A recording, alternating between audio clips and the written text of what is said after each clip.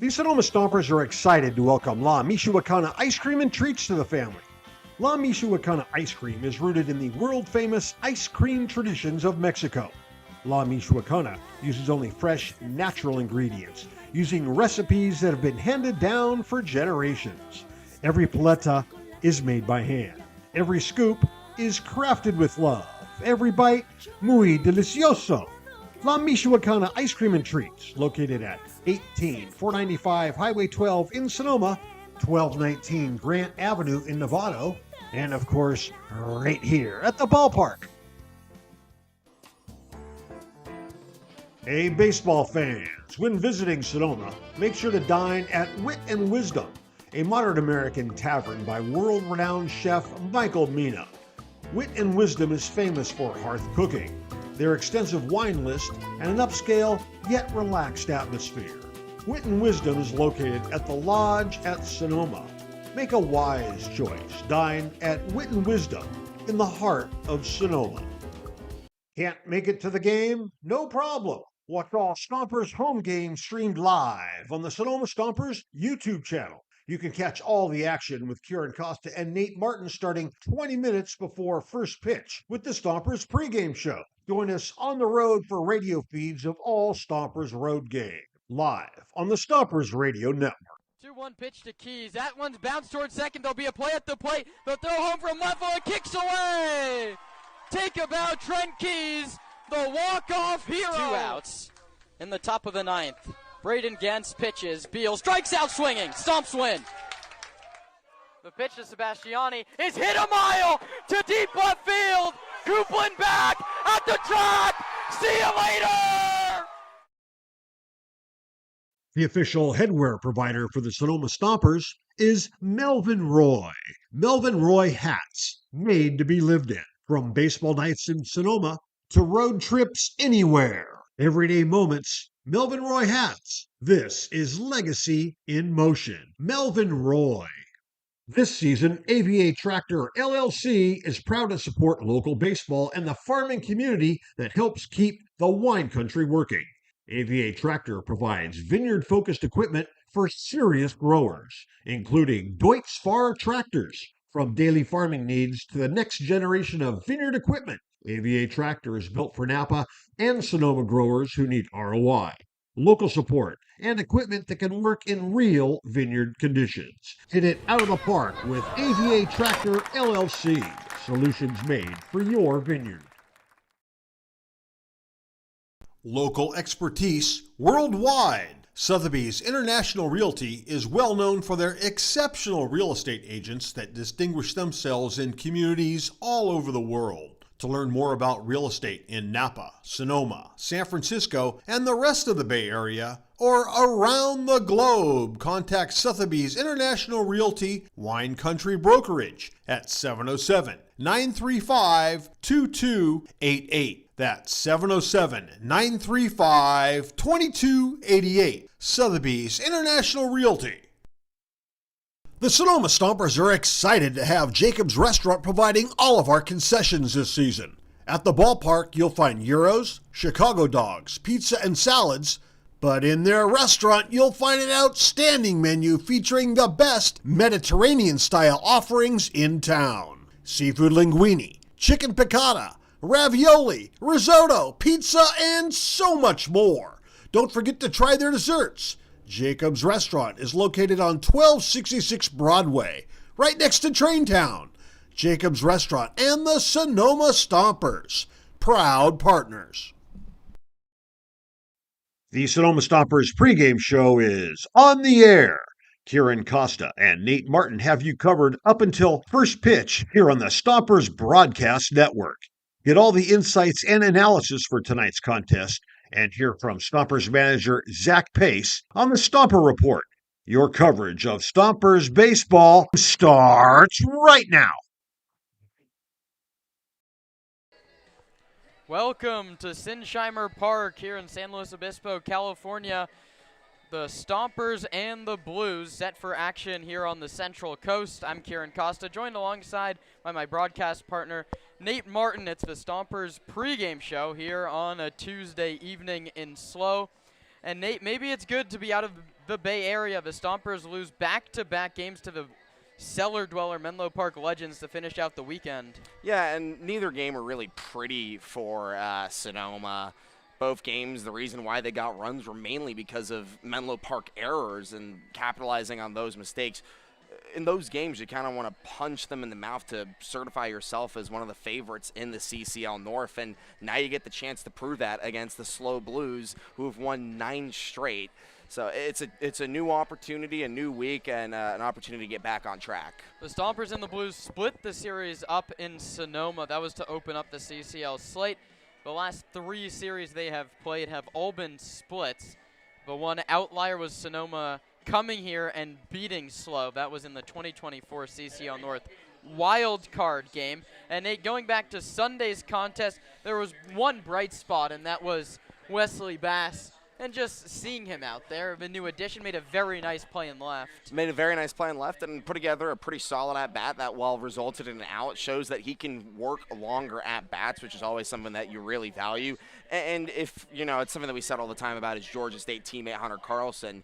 If you can match that production that you had at a Division I, a solid mid-major program in Georgia State, you can translate that to the CCL, you're going to have a really successful summer. We've seen that with Hunter Carlson, who's been one of the best offensive players in the league, north or south. So if, Wesley Bass can give you even half of that, you'll take it. Well, I don't think Wesley Bass will make the highlights, but Nate Martin gives you the rest of the big moments from a disappointing Sunday in Palo Alto. Trying to avoid its second series loss of the year, Sonoma went down to Baylands to take on the Legends on Sunday, and things didn't go to plan right away. Pitch is hit in the air to right center field. Keys going over. He's not going to get there. It's going to be Taylor who runs it down in the alley. Steph Valdez is going to send the runner. The throw is cut. The throw goes to third base. It's past Heredia to the screen. There's going to be a play at the plate. No, there won't be. Carlos Cruz-Mar with a triple. He's going to wind up scoring on what I think will be an E6 on the throw from Ayala. That's the 5th time in 6 games the Stompers surrendered a run in the first inning, and the game continued to go downhill in the 4th. A ground ball could get Messenger out of the inning. I'm going to call a balk on him and allow the runners to advance. He looked to throw over to third, check in on things, and kind of shuffle and allows the runners to advance. It's now a 4-run lead for Menlo Park. And the same could be said for the 5th. Kicks and delivers. Hit up the left field line. Sebastiani scoops it up. 1 run crosses the plate. Another scores 2. Throw to the cutoff man, but Duran happily stays at first for yet another single. This time a 2 RBI single. His 7th hit of the series. It's 6-0. Welcome to the Stomper Report. I'm Kieran Costa alongside Stompers manager. Sonoma was losing wasn't their pitching. It was a Menlo starter, Kai Manick, who threw 117 pitches. 0-2 to him. Struck him out swinging on just 3 pitches. The Stompers go quietly in the 7th. That's now 10 strikeouts for Kai Manick. He came out of the game in the 8th. The Stompers showed some signs of life. The pitch to him is low. This one kicks away. Keys with the nice read. He'll score on the wild pitch. And the Stompers have cut the lead to now 6-2. Would add another run in the 9th, but it was too little too late. Menlo took the series off the back of its first 2 wins of the year. Parenti's pitch. Johnson strikes out swinging, and the ball game is over. The Legends take 2 of 3 from Sonoma. The Stomps drop to 5-5 on the season. They'll go to Slow with a 500 record. Stompers trying to leave those bad memories up in Northern California. Nate, here on the Central Coast, there's definitely work to do. Zach Pace and his team come out in every series trying to split this series and then win the week. Well, it's the start of the week. No better time to get it going. Yeah, and to do that, it's a pretty solid lineup. I'd say all the guys that you'd want to have in the lineup, you have in that lineup, including Wesley Bath hitting the 4 spot today after his college teammate Hunter Carlson. And while, Sinsheimer, you don't see a lot of home runs here, it's a pretty sizable outfield where if you can find the right gap, you can get extra bases. it's also a great place for small ball, which we know the Sonoma Stompers love to play so much. So it's definitely a good opportunity for Sonoma to attack and hopefully split the series. The biggest thing is going to be limiting runs, and especially early runs. And to do that, Jake Andreas taking the bump. He's had a tough start to the season, but it's a big bounce-back opportunity. Dave Hogue, Stompers' third base coach, said we want to split the series. Everything else is gravy. That all starts tonight, and you mentioned it. Jake Andreas wasn't great in his first 2 starts, struggled against Slow. That was back on June the 3rd. He also pitched against Alameda. But the big one here, Nate, is let's go back to that Slow game. 1 inning, he worked into the second. 3 earned, 3 walks, no strikeouts, and 1 home run. Well, yeah. That ball's not going to leave the ballpark here. The issue is the 3 walks. Yeah, and that's something that, I think as the season's gone on, the Stompers' pitching has gotten better at, is limiting walks. It's mainly been the problem has been giving up hits. But the problem is this Slow lineup can hit as well. They're hitting above 300 in the CCL season while holding opponents to below the Mendoza line. Their ERA is below 3, while their opponents are allowing around 7 runs a game. This team is hot, and so in order to counteract that, you're going to have to attack early. Yeah, the Blues are sort of sticking to the script they do every year. They get off to such a hot start, beat up on the CCL true North teams, if you will. They took 2 against Walnut Creek, 2 against San Francisco, and then 4 against Menlo Park. They did their job against the bad teams, something Sonoma has yet to do. They're back against Alameda and San Bruno later this week, but still have to focus on Slow first. And you're facing a guy, Nate, who Connor Mendez, it's a great name. Oregon State's a good program, but it's his debut here with Slow. Yeah, and we saw how Jake Andreas' debut with the Stompers went against Slow. It's not good. Just because you have a solid year at a D1 program doesn't mean that's going to translate to the summer. You can struggle with your location. You can attack the zone too much, and the teams can get hits off you. So it's a new season for anybody, and that's the important thing to keep in mind for the Stompers. Stompers desperately need to split this series. I mean, 1 for the standings down the road in the tiebreakers. It would make it an even 2-2. But to keep pace here, you can't fall behind early. They come in with an even win percentage as Walnut Creek, who currently leads San Francisco 3-1. So the Stompers get their Blues trip out of the way here early. And the offense that you mentioned earlier, this is the A lineup. Who do you think jumps off this page? I'm excited to see how Hunter Carlson does here. He had a bit of a slower series hitting-wise against Menlo Park. Only 1 hit. Granted, he did take 3 hit-by pitches. So I would love to see him have a couple, multi-hit days here over the next 2 games. He can definitely do it. Not only is he a good power bat, I don't expect to see him hit a home run, especially over right field, even though it's a shorter wall. The wind is just not kind of balls out there. But I could see him finding gaps and getting doubles and just getting hits. That's exactly what you have to do out of the 3-hole. Yeah, the ball really does not go over the wall here at Sinsheimer Park, and so Carlson with that team lead, 2 home runs. You don't think you'll see him get one over the wall. And Bryson Ayala, another interesting storyline, Nate, homered against the Blues. Their catcher in the lineup today, Miles Mader, was a little bit against how he walked down the line after that go-ahead home run back on opening day. What do you think we see out of Bryson, a revenge game, if you will? Yeah, well, he's certainly been playing a lot better after that home run. I was kind of looking at Mader for a little bit too long. Maybe it was just a bit of baseball karma coming at him. He went through a bit of a slump, but he got back on track against Menlo Park. Had some nice games, including a triple and a single, a 2-for-4 day. Then got a hit last night as well. So it's definitely a bounce back opportunity for him to keep on getting back on track and producing like we know he can. The player that I would like to look out for is in the leadoff spot, Chase Taylor. He's 9 for 31, but he got on base at a 500 clip over the past week and also had 2 3-hit games over the past 6 that Sonoma has played. Taylor also going to get going. He was 0 for 7 against Slow when they played earlier. And Nate, let's just get down to brass tacks here. Let's talk keys to the game. I asked Zach Pace in the manager's report the last 2 days. The last 2 times they hit that key and lost the game. So his key today was score more runs than the other team. Insightful stuff from the Stomper Skipper, what do you have as your key to the game? Well, I mean, he kind of stole mine one. That's usually a great key to the game, score more runs than the other team. But I just think the big thing is take advantage when you have runners on base. Against Menlo Park yesterday, you left 9 guys stranded on 12 hits. So you did a good job hitting the ball, but you couldn't stack up the hits enough to score runs. And I think the other thing as well is to draw more walks. You only had 1 walk on Sunday. That's against, Menlo Park, a cellar dweller, as you said. This is against a slow team that has limited teams to 2.95 runs a game against them. So it is important that you stack up walks and stack up hits past the bats and get hot like this lineup can. They've proven they can before, and they try to do that. When we return with the lineups in first pitch, this has been the Sonoma Stompers pregame show. It's the Stompers and the Blues from Sinsheimer Stadium next.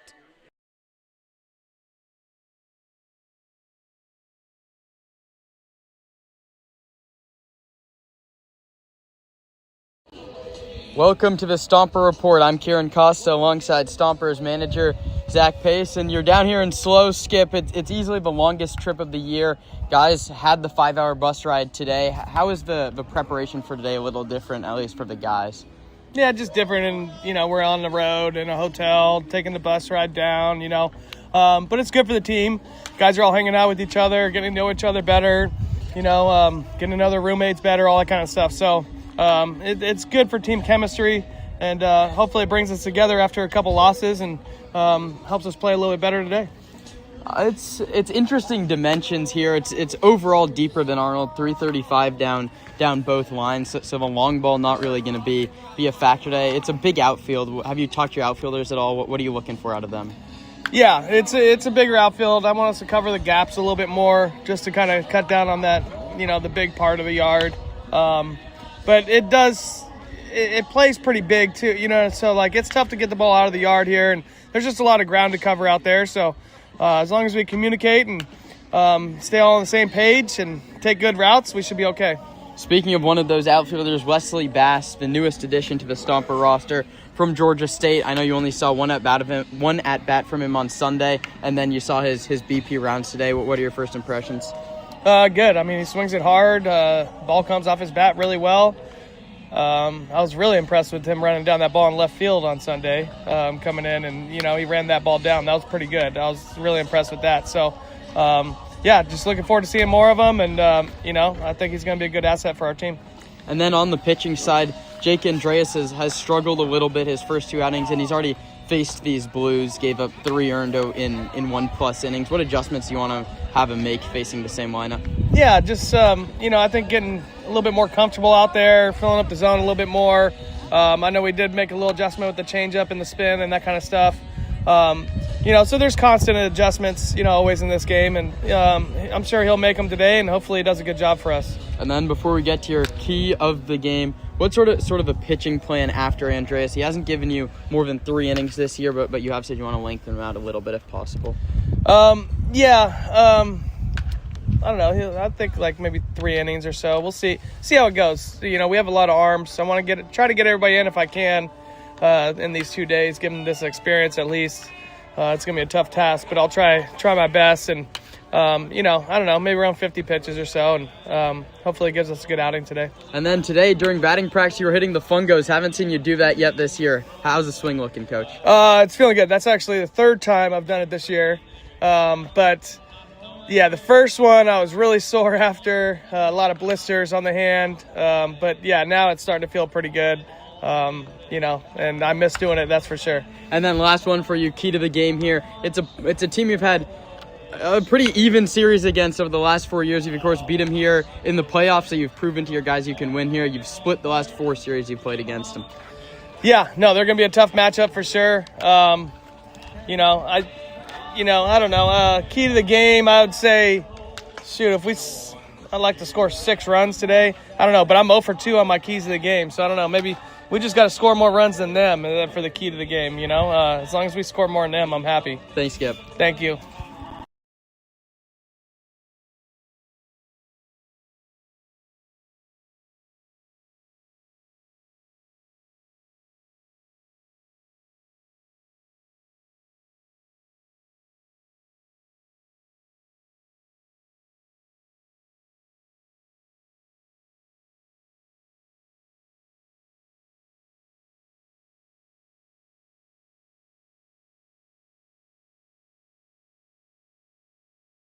Local expertise worldwide. Sotheby's International Realty is well known for their exceptional real estate agents that distinguish themselves in communities all over the world. To learn more about real estate in Napa, Sonoma, San Francisco, and the rest of the Bay Area, or around the globe, contact Sotheby's International Realty Wine Country Brokerage at 707-935-2288. That's 707-935-2288. Sotheby's International Realty. The Sonoma Stompers are excited to have Jacob's Restaurant providing all of our concessions this season. At the ballpark, you'll find gyros, Chicago dogs, pizza, and salads. But in their restaurant, you'll find an outstanding menu featuring the best Mediterranean-style offerings in town. Seafood linguine, chicken piccata, ravioli, risotto, pizza, and so much more. Don't forget to try their desserts. Jacob's Restaurant is located on 1266 Broadway, right next to Traintown. Jacob's Restaurant and the Sonoma Stompers, proud partners.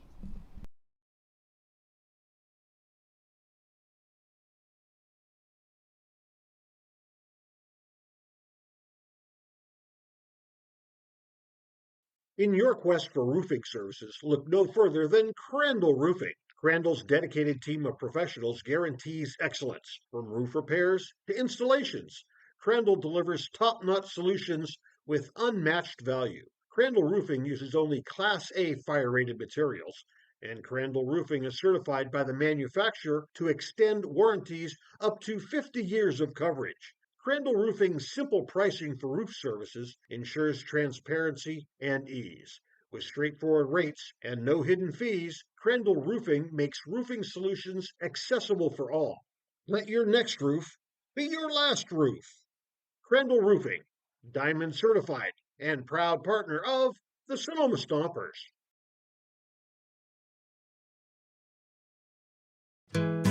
Cresco Rents. What you need, when you need it. And we show you how to use it. It's simple. You choose it, you use it.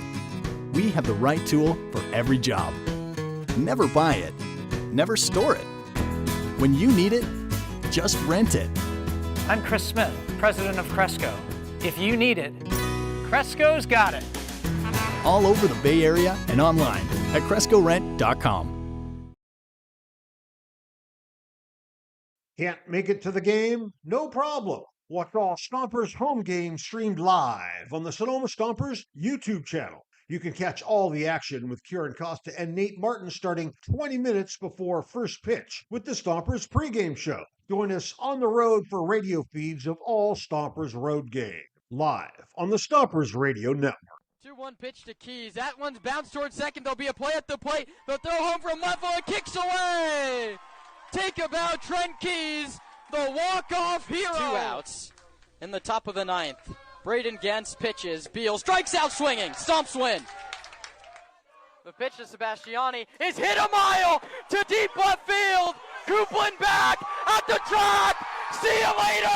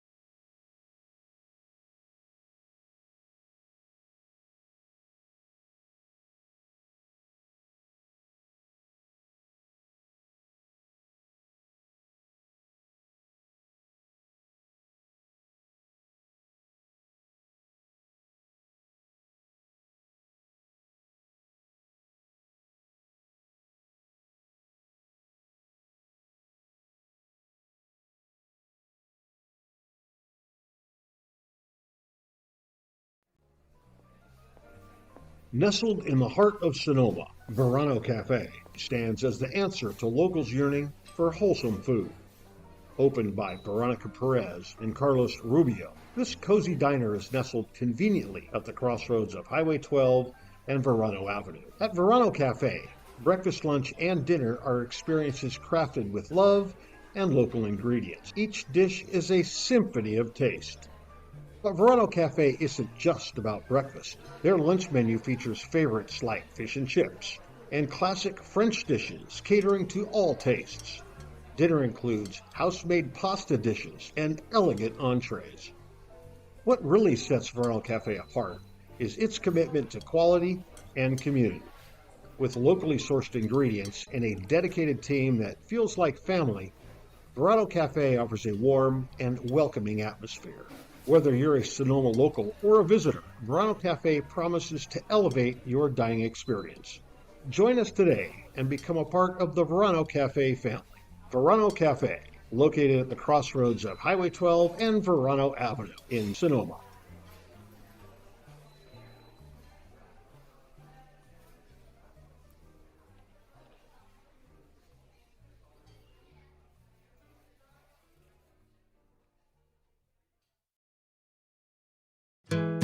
Cresco Rents. What you need, when you need it. And we show you how to use it. It's simple. You choose it, you use it. We have the right tool for every job. Never buy it, never store it. When you need it, just rent it. I'm Chris Smith, president of Cresco. If you need it, Cresco's got it. All over the Bay Area and online at CrescoRent.com.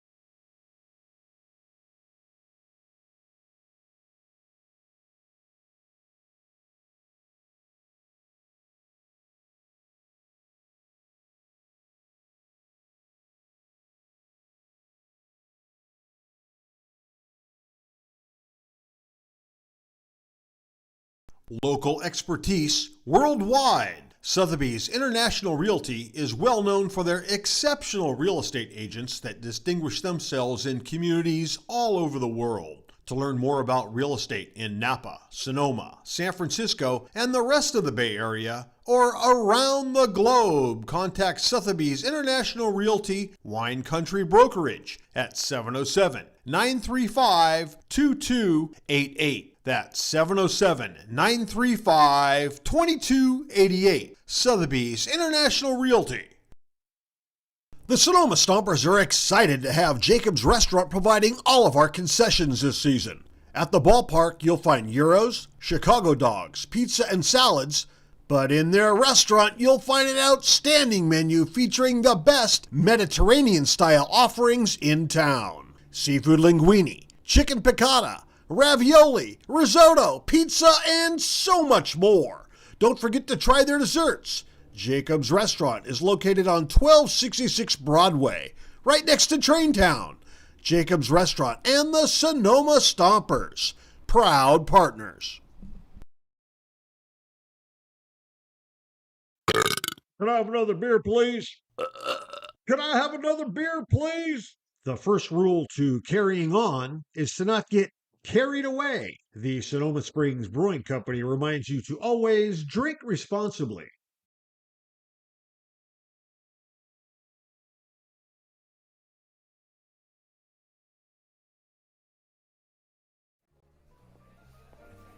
Nestled in the heart of Sonoma, Verano Cafe stands as the answer to locals yearning for wholesome food. Opened by Veronica Perez and Carlos Rubio, this cozy diner is nestled conveniently at the crossroads of Highway 12 and Verano Avenue. At Verano Cafe, breakfast, lunch, and dinner are experiences crafted with love and local ingredients. Each dish is a symphony of taste.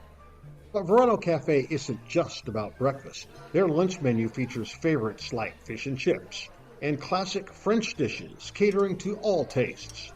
Dinner includes house-made pasta dishes and elegant entrees.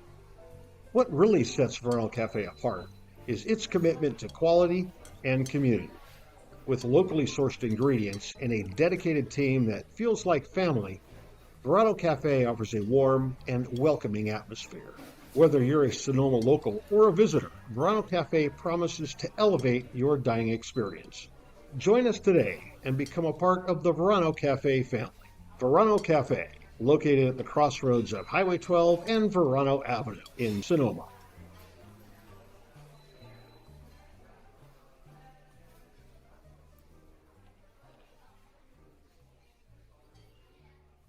The lines are painted, the lineups are in, the field is raked, and the cleats are laced. Your Sonoma Stompers are just about ready to take the field. Now, straight to the voice of the Stompers, here's Kieran Costa.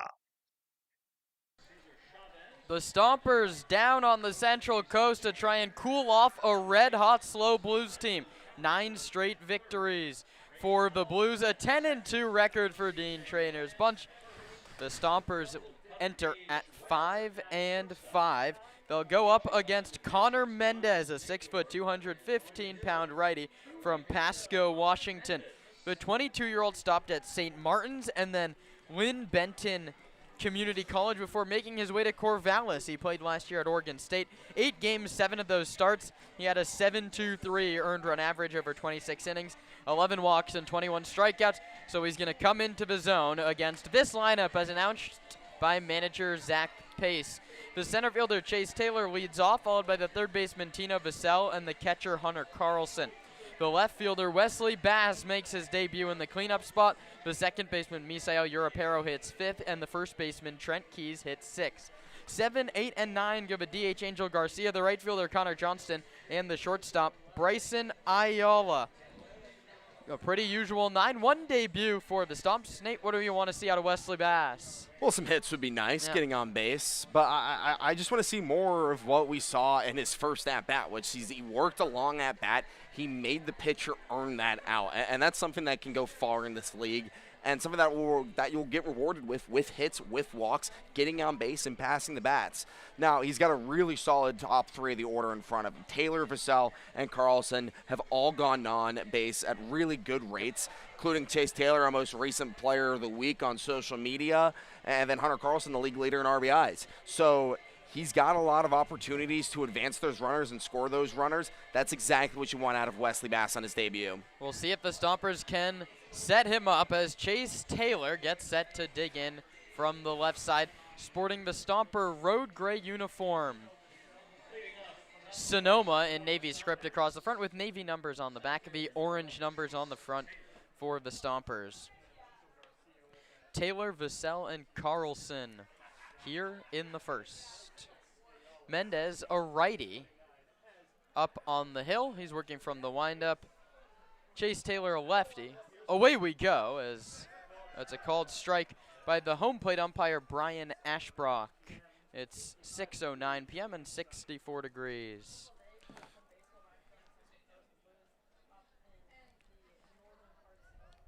Taylor awaits an 0-1 and takes a called strike 2. Brian Ashbrook has the balls and strikes. Justin Martin at first and Jeff Fontes over a third. Taylor behind in the count, 0-2. Mendez's delivery is high. Ashbrook, beg your pardon, is the home plate umpire.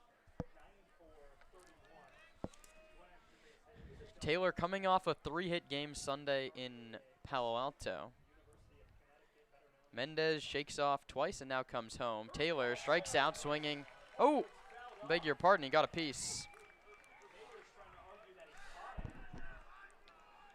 The Blues dugout already incensed with the home plate umpire Ashbrook as he called that ball skipped out of the glove, and here comes Dean Trainer. I mean, we've already seen some controversy between these two teams in the first game. The CCL season opener for both squads, there was a really controversial 7th inning with called strike 3s outs, looking at the home run for too long. So already early controversy in just the first at-bat of the game.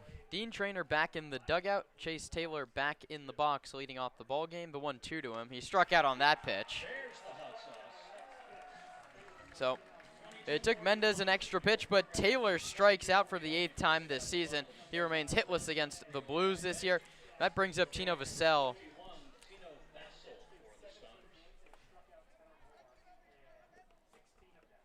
Vassell, another left-handed hitter, lefty, lefty, lefty before Wesley Bass in the cleanup spot, just getting started top of the first.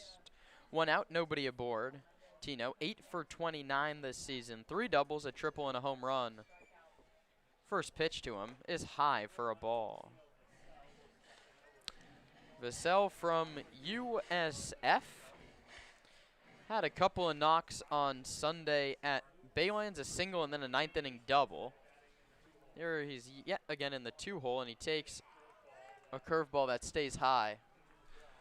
One of the biggest improvements that we've seen over Tino Vassell over the season is his ability to take more balls and work counts. He used to strike out a ton at the start of the season. Now that's kind of gone away as the season's gone on. 2-0 ahead in the count. Let's see if he attacks. He gets a curveball that drops in there. Zach Pace was talking to Tino Vassell after batting practice today, after the long bus ride down here to Sinsheimer, and he's like, pitchers are vulnerable early in the games. In those first innings, I want to see you attack early when you're ahead in the count. But 2-1, he chases a high fastball, 2-2. Maybe not exactly what Pace was thinking on that swing. Mendez has looked solid so far in his CCL debut. Finding the zone, only really 1-2 balls so far. 2-2 pitch coming to Vassell. Mendez from the windup delivers home, and Vassell strikes out swinging on the same high fastball that got Taylor. Back-to-back punch-outs to start the ball game, and here comes Hunter Carlson. This was a problem for Sonoma hitters in Sunday's loss to Menlo. They struck out 13 times, including 10 from the starter, Manick. I promise you, Dean Trainer's not going to let anyone go 117 pitches like we saw Nick Sanziri send out Kai Manick for. Carlson, yet another lefty. We'll see if he can get things rolling.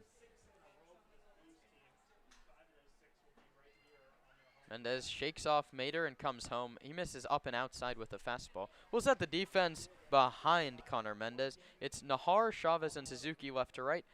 Comerford, Webb, Alves, and Moran third to first. Miles, Mador, on all M battery. Mendez to Mater, and they face Hunter Carlson. The pitch. Hunter swings and misses. Another chase. 6:09 was your start time, 64 degrees here at Sinsheimer Park in San Luis Obispo. I'm Kieran Costa, joined by Nate Martin, first of 2. The final 2 times these teams meet in the regular season. Mendez delivers a 1-1, and Carlson takes a called strike on a curveball.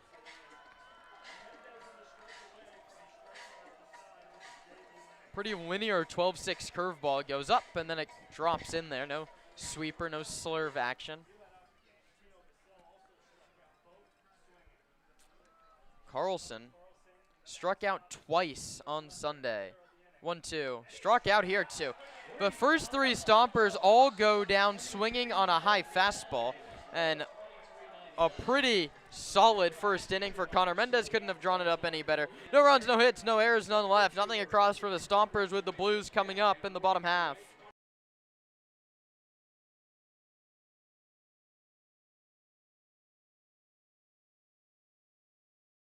Can't make it to the game? No problem. Watch all Stompers home games streamed live on the Sonoma Stompers YouTube channel. You can catch all the action with Kieran Costa and Nate Martin starting 20 minutes before first pitch with the Stompers pregame show. Join us on the road for radio feeds of all Stompers road games, live on the Stompers Radio Network. 2-1 pitch to Keys. That one's bounced towards second. There'll be a play at the plate. They'll throw home from left and kicks away. Take a bow, Trent Keys, the walk-off hero. 2 outs in the top of the 9th. Braden Gens pitches. Beal strikes out swinging. Stomps win. The pitch to Sebastiani is hit a mile to deep left field. Coupland back at the track. See you later. Hey, Stomper fans! Sonoma Springs Brewing Company has created a new special beer just for us. It's called On Deck. It's a light, crisp lager brewed for a smooth, refreshing finish. The perfect beer to enjoy here at Arnold Field or anytime you're thirsty. Sonoma Springs and the Sonoma Stompers, where your next beer is always on deck. Jake Andreas takes the hill here in the bottom of the first, a scoreless game. Rene Regalado heads down to the third base coaching box, and Paul Teixeira over at first. Andreas, a right-handed pitcher, stands 6'3", 195 pounds, out of St. George, Utah. The 19-year-old went to Dixie High School and pitched last year at USF. Gave up 26 earned runs in 23 innings pitched for the Dons, 18 strikeouts, just 10 walks. He faces the Blues for a second time. He gave up 3 earned runs over 1 inning. That one ended in a 10-0 slow victory and kicked off what's been a 9-game winning streak. Yeah, they have been on one, Kieran. As I said in the pregame show, hitting 300, held into opponents below the Mendoza line. 2.95 ERA for them, 6.92 ERA for opponents. Andreas has struggled to start the year, but every start's a new opportunity to get back on track. He had a tough end of his spring as well at USF, so it's been a rough month for Andreas, but as I said, every start's a new opportunity. It'll be Cesar Chavez, Cutter Gage Webb, and Brendan Comerford in the first. Andreas' first pitch is high with a fastball. Chavez, Webb, Comerford are the top 3. Mater, Suzuki, Moran, the middle third, and Ashlock, Alves, and Nahar round out Dean Trainor's 9. And Andreas misses with a fastball again. The Blues wearing their alternate uniforms. Imagine the White Sox throwback with an all-white jersey with the stripe, the blue stripe across the middle. It says Blues upon that stripe.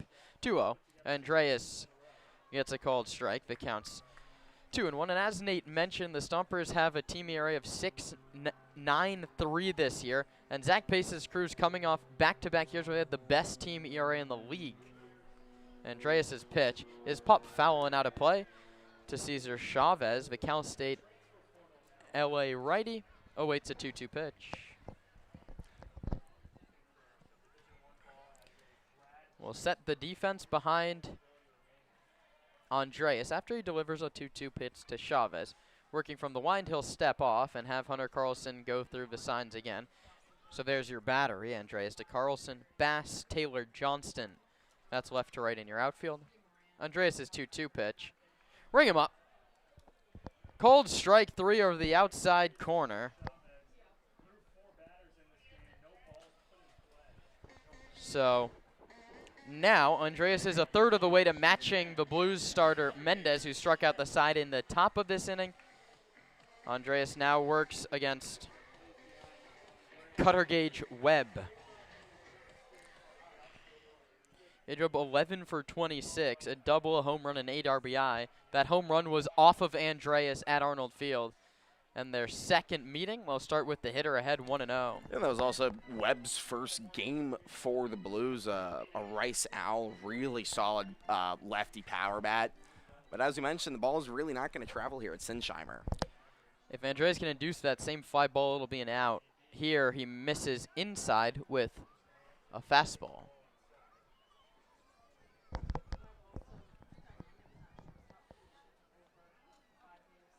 Comerford on deck. He's hitting .404. Pitch to Webb. He goes back to the inside corner, gets the call this time. The count's 2-1. Gage Webb, Texas State's where he started his collegiate career, then headed to Rice, where he hit just .251 last year for the Owls with 8 home runs. He takes a called strike this time over the outside corner. The count's even at 2-2. Pretty identical first 2 at-bats for Jake Andreas. Fall behind in the count 2-0, but then come back with 2 strikes, and just like that, you're back in it. Looking for the same fate that he put to Cesar Chavez. The 2-2, fouled at home plate. Nice job by Webb to stay alive.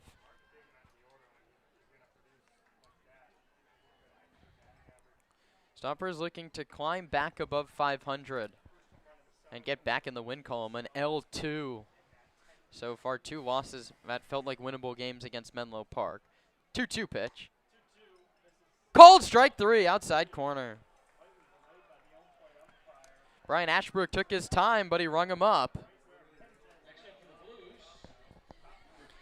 And the southern umpires have the same zone as the northern ones. You can give it a ball to a ball and a half off the outside corner. That's exactly where Andreas went. There's 2 away. And Nate, eerily similar top and bottom of the innings. The Stompers went strikeout swinging, strikeout swinging, strikeout swinging with the bats. And now the Blues have gone strikeout looking. But now Brendan Comerford, the Gonzaga righty, is hitting .404 and a .500 on base. He takes a called strike one. Yeah, but he's also struck out 10 times this summer, so the swing and miss has been a problem for Comerford as well. 6 doubles and a home run. That one hit him. Looks like that one got him in the arm guard on that front elbow. The first base runner of the ball game's a 2-out hit by pitch. Comerford's on for Miles Mader. And despite having 47 at-bats entering today, that's the first time he's taken a hit by pitch all year. Can't say the same for the Stompers. I feel like everyone in the Stomps lineup's been hit. Hunter Carlson got hit 3 times in a game versus Menlo Park on Saturday. League leader right now. Exactly. That's 5 for him. Keys at just 3 total, coming off a year where he was hit 19 times last season. Mader, a right-handed hitter from Indiana, trying to get some revenge with the bat. He was against how Bryson Ayala pimped his home run in Game 1 of the series down in Sonoma. Got up in his face at the end of his trot. Here he takes a called strike. First pitch changeup from Andreas.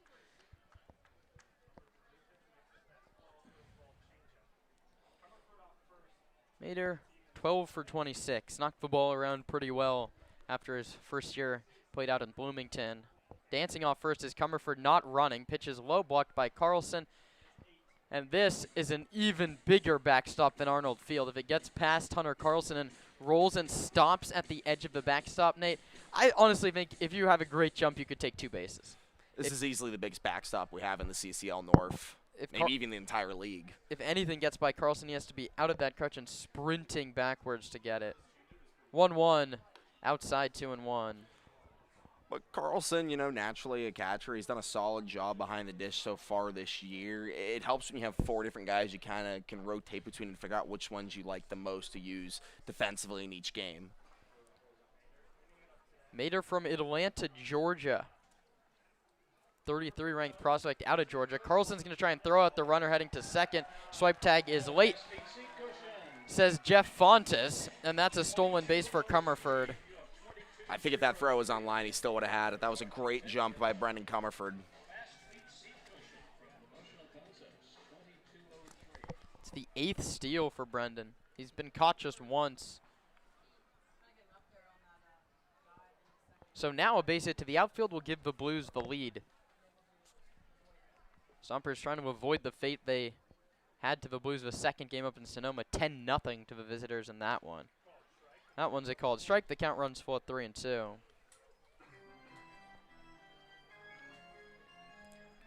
I don't think you send Comerford from second on a payoff pitch, but I wouldn't be surprised. A speedy guy tops the team in stolen bases now by 2 swipes after the steal of second. He's at second, and Andreas will take a look back and now step off. Comerford was dancing off the bag, bluffed towards third, and so Andreas stepped off the back of the hill. Gotta get Mader here. You don't want the inning to continue to Kosei Suzuki. 3-2. Struck him out swinging. Jake Andreas strikes out the side with a hit by pitch mixed in there. That's 3 for Jake and 3 for the starter on the other side. Mendez, who takes the mound on the top of the second in a 0-0 game.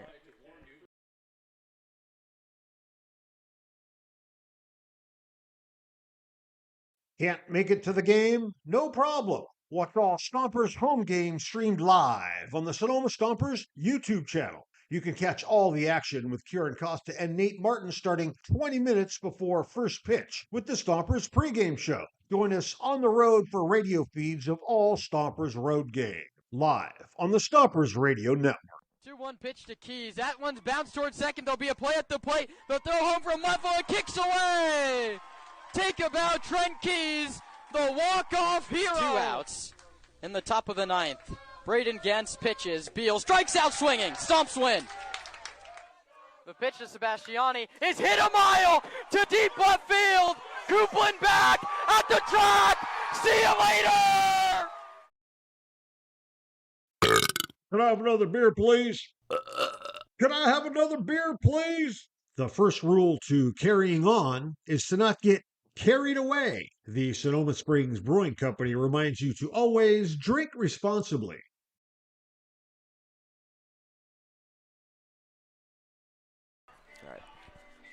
Top of the second inning, Country and Western night here at Sinsheimer Park. I think I'm going to go with Sinsheimer Park here for the rest of this series. Could go Sinsheimer's. I think it's called Sinsheimer Stadium at something like that.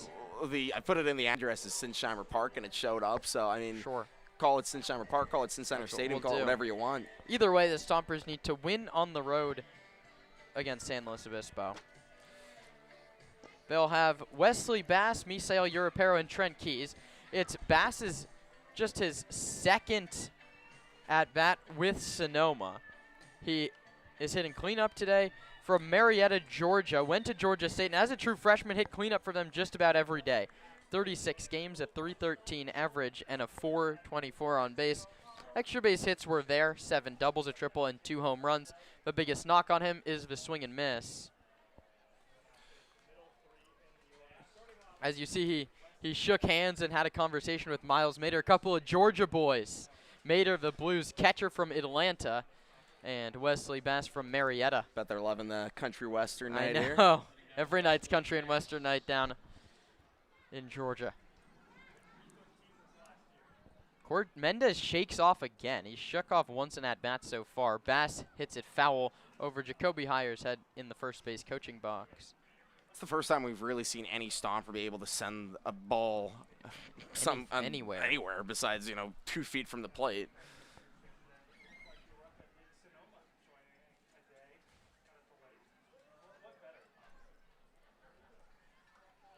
Mendez shakes off again. Mader unable to put down the correct sign on the first attempt. The pitch.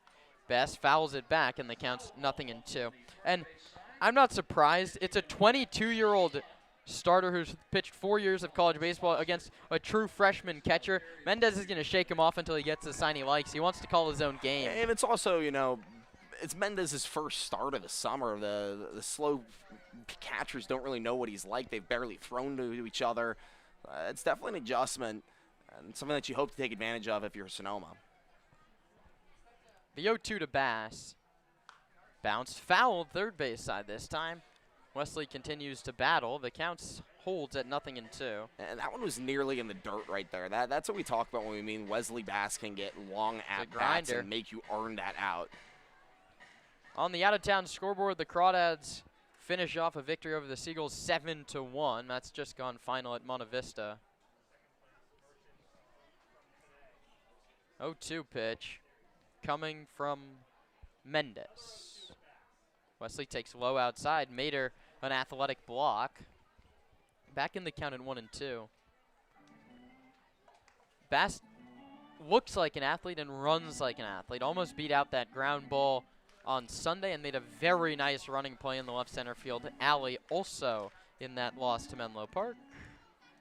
Just getting started, top of the second, scoreless ball game. Mendez shakes off again. They agree and he pitches. Bass fouls it off. And might I just say, a scoreless ball game in the top of the second is a victory for Sonoma because in the previous 5 of 6, you allowed a run at least in that first inning. 4 of those were crooked numbers. 3 to Alameda, and then, goodness, they have a run to Menlo Park as well. Bass looking to be the first base runner for the Stomps. Tall righty chases a curveball, and that's 4 straight swinging strikeouts to open the ball game. And as you said, that was the knock with Bass at Georgia State.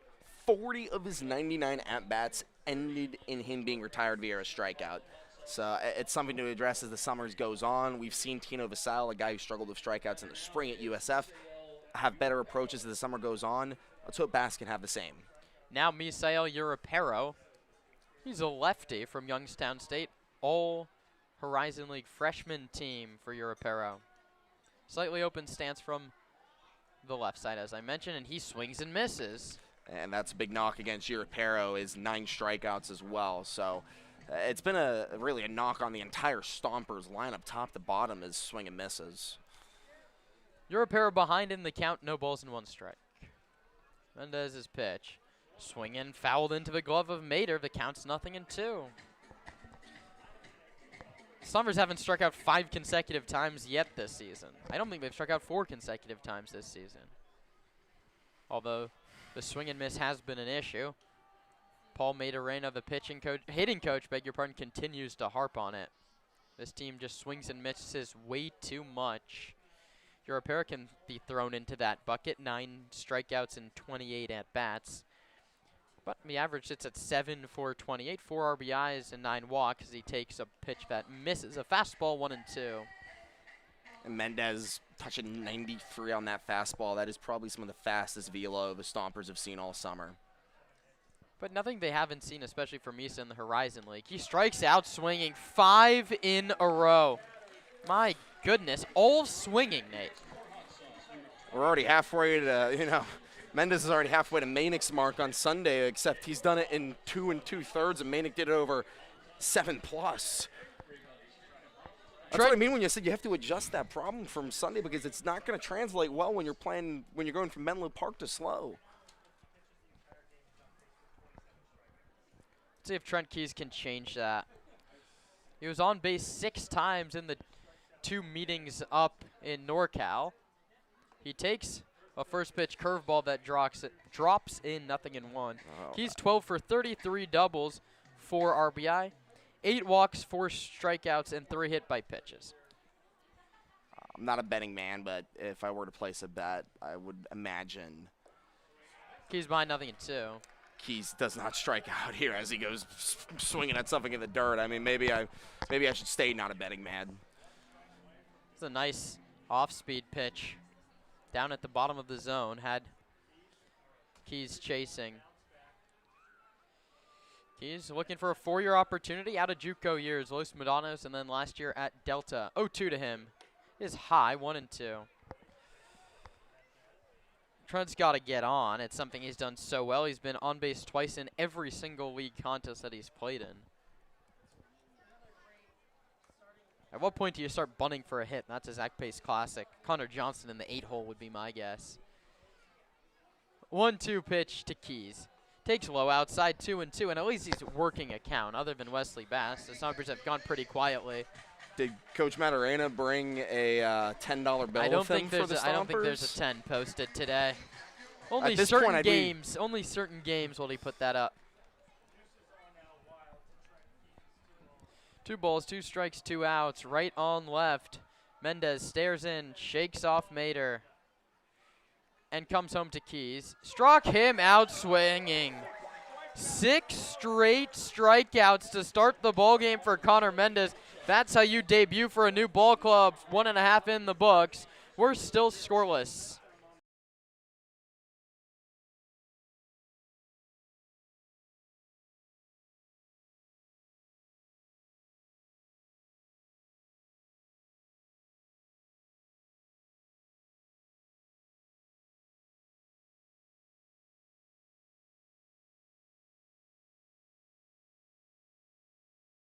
The official headwear provider for the Sonoma Stompers is Melvin Roy. Melvin Roy hats, made to be lived in. From baseball nights in Sonoma to road trips anywhere. Everyday moments, Melvin Roy hats. This is legacy in motion. Melvin Roy. This season, AVA Tractor LLC is proud to support local baseball and the farming community that helps keep the wine country working.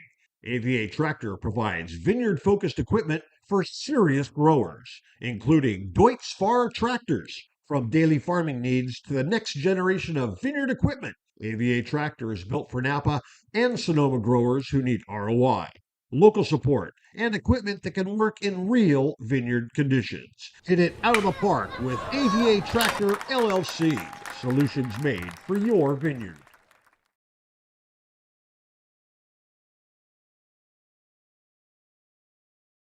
Rawhides on deck. Rawhides on deck. Oh my God. Rawhides on deck. On deck can be purchased right here at the ballpark and at Sonoma Springs Brewery, located at 19449 Riverside Drive in Sonoma.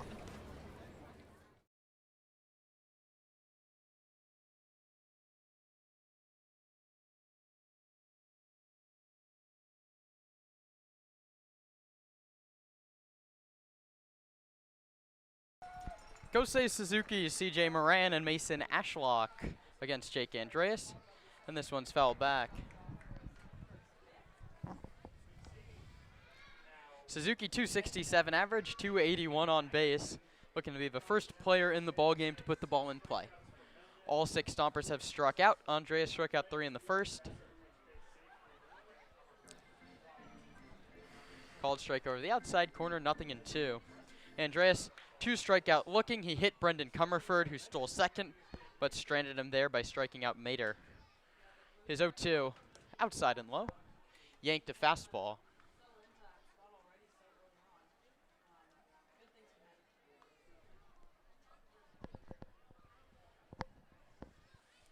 Stompers and the Blues, the 3rd time they've met this season.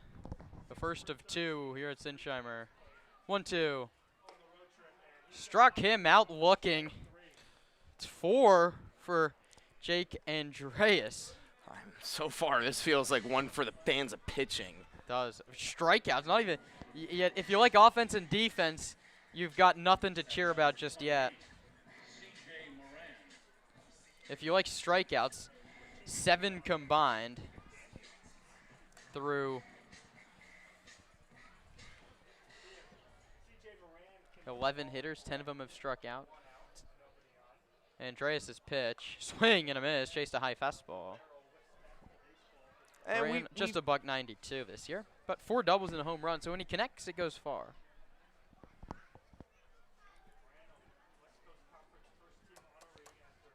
We're in at University of San Diego, via 1.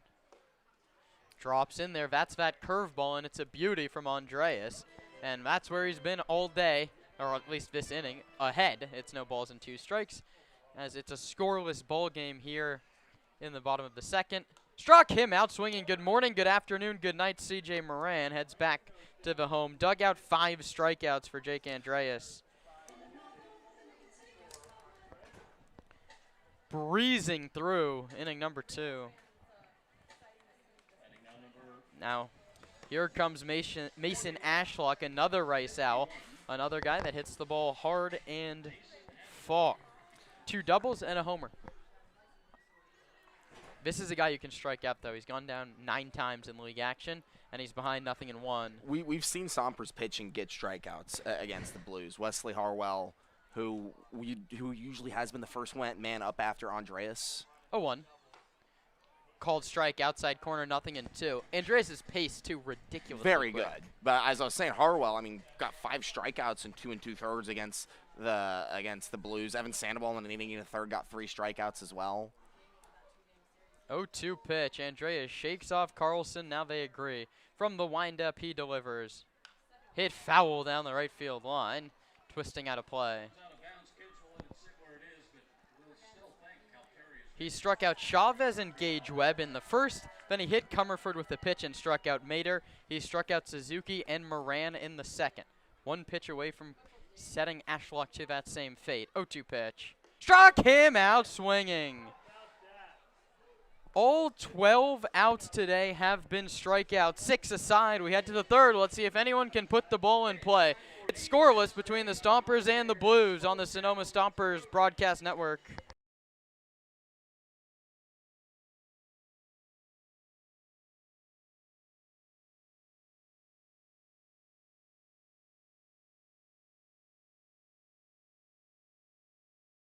In your quest for roofing services, look no further than Crandall Roofing. Crandall's dedicated team of professionals guarantees excellence, from roof repairs to installations. Crandall delivers top-notch solutions with unmatched value. Crandall Roofing uses only Class A fire-rated materials, and Crandall Roofing is certified by the manufacturer to extend warranties up to 50 years of coverage. Crandall Roofing's simple pricing for roof services ensures transparency and ease. With straightforward rates and no hidden fees, Crandall Roofing makes roofing solutions accessible for all. Let your next roof be your last roof. Crandall Roofing, Diamond certified and proud partner of the Sonoma Stompers. Hey, Stomper fans! Sonoma Springs Brewing Company has created a new special beer just for us. It's called On Deck. It's a light, crisp lager brewed for a smooth, refreshing finish. The perfect beer to enjoy here at Arnold Field or anytime you're thirsty. Sonoma Springs and the Sonoma Stompers, where your next beer is always on deck. Can I have another beer, please? Can I have another beer, please? The first rule to carrying on is to not get carried away. The Sonoma Springs Brewing Company reminds you to always drink responsibly.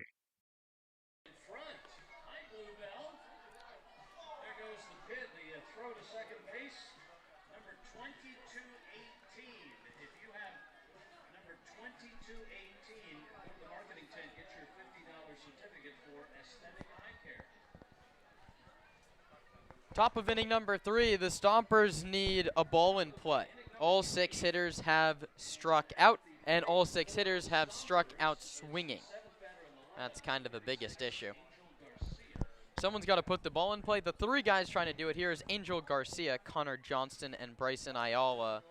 Garcia went 3 for 8 in that series against Slow, so that thing's going early. He's part of a 9 for 29 season so far for the righty out of Coppin State.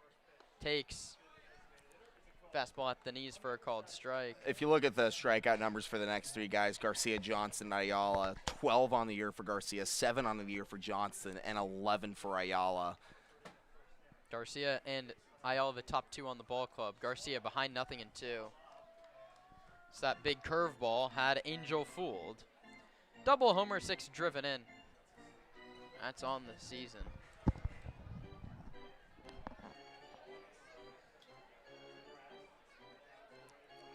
Six strikeouts in a row. Coach Mayo's going to be in detention down there in the first base dugout. Garcia, we've seen at first base. Catcher today, he's the DH. Portal guy out of Coppin State. The 0-2 pitch is bounced up third. That's in play. Comerford sets and fires across the diamond. At least someone didn't strike out for Sonoma. 5-3 the putout, and it brings up Connor Johnston. I'm having to scratch my eyes over here, Karen, and pinch myself because I don't believe I just saw a ball in play. Ball in play. That's insane. Didn't think it was possible. Not a very nice ball in play. No. Sort of chopped at it and right down to third. Fooled. He was an emergency hack, but we'll see if Johnson can lead.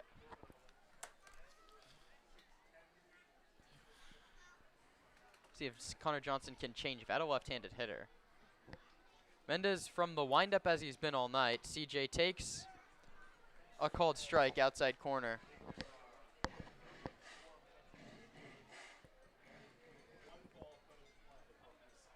Off the line at third is Comerford if Johnson wants to try a bunt. He doesn't. He takes a called strike. Another fastball in the zone. Quickly 0-2.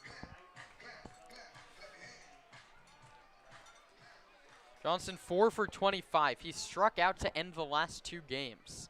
0-2. Strikes out looking on 3 pitches. 7th strikeout. He has a word for Brian Ashbrook behind the plate. And that brings up Bryson Ayala. Homered against these Blues back at Arnold Field in Sonoma. He also has a triple and 3 RBI this year. 4 walks to 11 strikeouts. So an ugly walk to strikeout ratio for the tall righty. The pitch to him. Swing and a miss. Chases a slider in the dirt.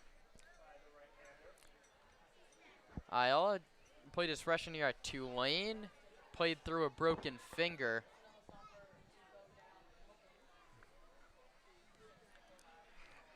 Oh, 1. Ayala takes outside. 1-1. I mean, 7 strikeouts from Mendez already surpasses anything that he had at Oregon State this past spring by a good margin. The most was 5 against Portland back in March. 1-1 pitch coming. Scoreless game in the third. It's a called strike. That's that outside corner that's been given all night.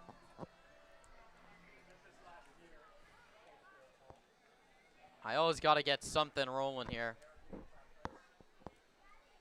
Get the top of the order up this inning. Mendez shakes off Mater for what feels like the 12th time today.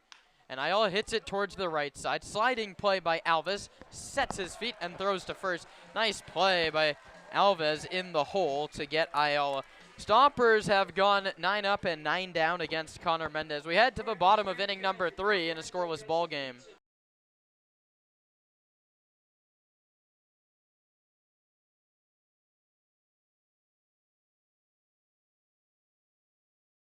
Can't make it to the game? No problem. Watch all Stompers home games streamed live on the Sonoma Stompers YouTube channel. You can catch all the action with Kieran Costa and Nate Martin starting 20 minutes before first pitch with the Stompers pregame show. Join us on the road for radio feeds of all Stompers road games, live on the Stompers Radio Network.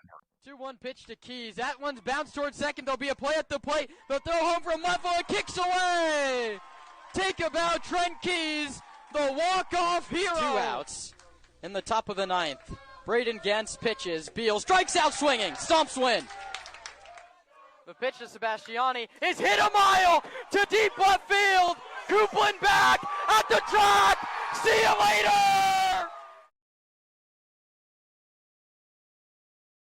Rawhides on deck. Rawhides on deck. Oh my God. Rawhides on deck. On Deck can be purchased right here at the ballpark and at Sonoma Springs Brewery, located at 19449 Riverside Drive in Sonoma.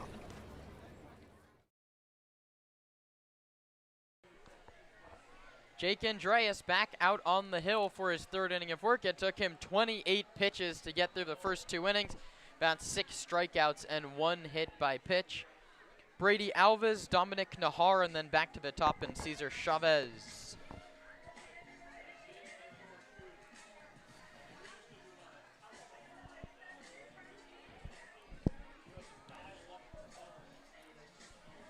Alves played last year at Butte College, where he hit .223 in 38 games. 2nd year blue, swings first pitch and misses. The count's 0-1.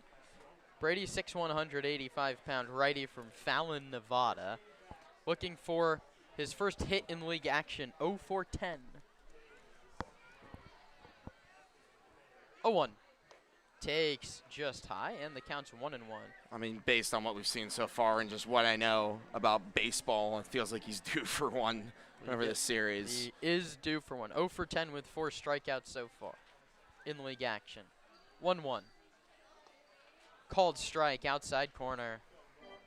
It's a very nice pitch. Stompers open up a very busy week of CCL North action, starting with 2 here down and slow before a 4-game homestand up in the Bay Area.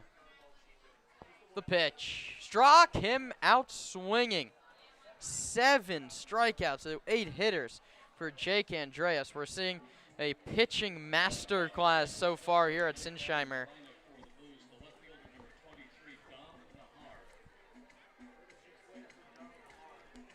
Seagulls come in on Thursday. The Legends come in Friday and Saturday, and then the Merchants on Sunday. So 3 different opponents over 4 days after the road trip. And Dominic Nahar is the first man to try and square to bunt. Why not put a ball in play? The Blues are yet to do it. Does Coach Mayo's $10 apply to Nahar as well? I don't think it does.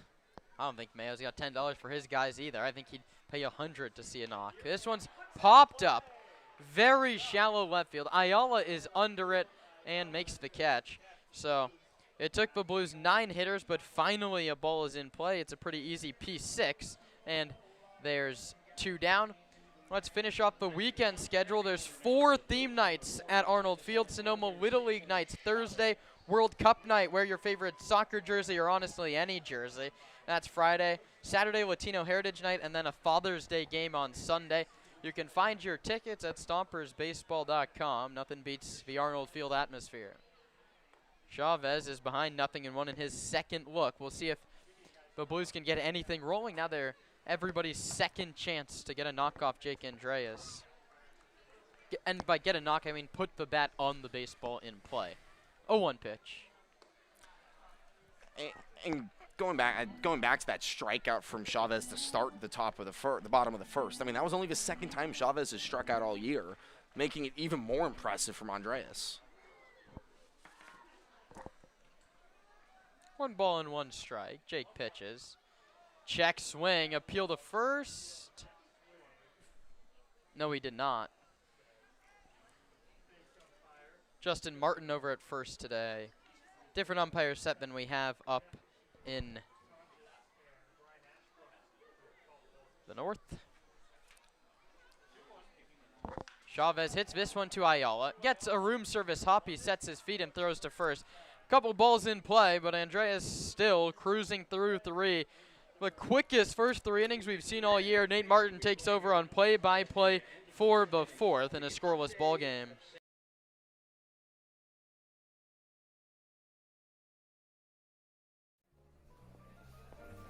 Nestled in the heart of Sonoma, Verano Cafe stands as the answer to locals yearning for wholesome food. Opened by Veronica Perez and Carlos Rubio, this cozy diner is nestled conveniently at the crossroads of Highway 12 and Verano Avenue. At Verano Cafe, breakfast, lunch, and dinner are experiences crafted with love and local ingredients. Each dish is a symphony of taste.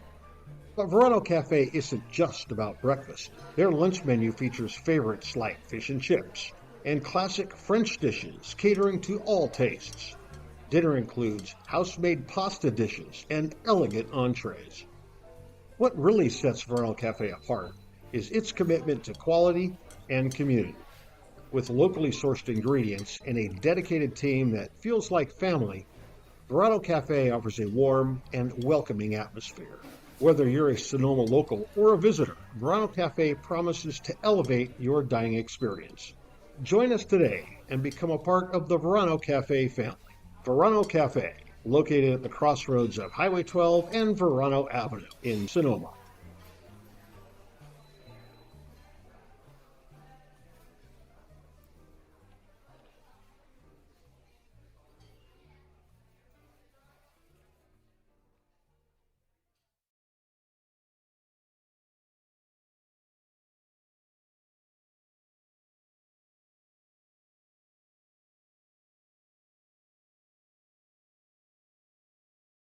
Rawhides on deck.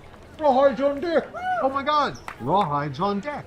On deck can be purchased right here at the ballpark and at Sonoma Springs Brewery, located at 19449 Riverside Drive in Sonoma. Through his first 40 pitches as a slow blue, Connor Mendez has faced the minimum and struck out 7. Alongside Kieran Costa, I'm Nate Martin. I have you for the middle 3 innings here, starting with the top of the 4th. With the top of the order coming around, Taylor, Vassell, Carlson, 3 lefties against the righty Mendez. Taylor, 1 of 7 strikeouts for the first time through the order. His second time up today, looks at that one outside for a ball. And Garcia, the Stompers strikeout leader, the only guy to put the ball in play. Ayala until also Bryson put it in play to second. The top 2 strikeout guys, actually. Both teams still searching for their first hit. 1-0 finds the plate, 1-1. That was the fastball there from Mendez. We've seen as high as 93. Taylor, used to that velo, the Yukon Husky, hit 241 with them. Fouls that one back 1-2. And it's a deep backstop here at Sinsheimer, Kieran. If you got runners on and that hasn't been an issue, has it? No, it is not, because only one person has gone on. A hit by pitch from Comerford back in the first. The 1-2 to Taylor. Mendez gathers, steps, and delivers. Breaking ball on the outer half misses. 2-2 now. We've seen a lot of umpires here in the CCL be friendly to a ball on the outer half. That must have been 2 balls off the corner. From here, I don't know. 2 balls, 2 strikes, nobody on, nobody out here. And that one misses again, ball 3. First Stomper 3-ball count today. Taylor hoping to get on. He's had 6 walks this season to 7 strikeouts.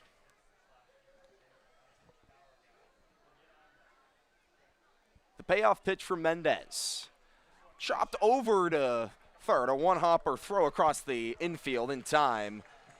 Comerford to Moran, 5-3 in the books. One down. On the top of the 4th brings up Tino Vassell with nobody on. So it seemed like Stompers are getting a little something going. First 6 struck out. 3 of the last 4 have grounded out, if that's an improvement. Well, I guess it is. Slowly but surely, the Stompers are figuring it out. Longest we've seen the Stompers go without a hit in a game was up until the 6th against the Legends. That was a loss on Saturday. First pitch to Vassell. Breaking ball. 0-1 over the plate.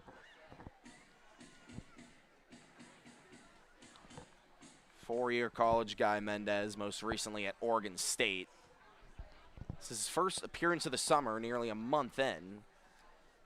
As the 0-1 comes in. Misses outside, ball 1. And you have to wonder, Karen, how long they have Mendez go. He hasn't pitched in over a month. Entered the inning with 40. It's the 1-1. Hit sharply into left field. Long run for Nahar, and he hauls it in. First really competitive ball we see. It would have just been a bloop single for Vassell, but Nahar has some good wheels out in the left field and hauls it in for out number 2.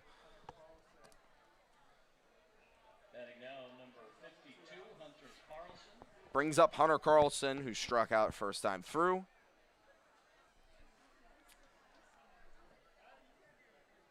Was 4 for 9 against the Blues to open the season, but also struck out 4 times.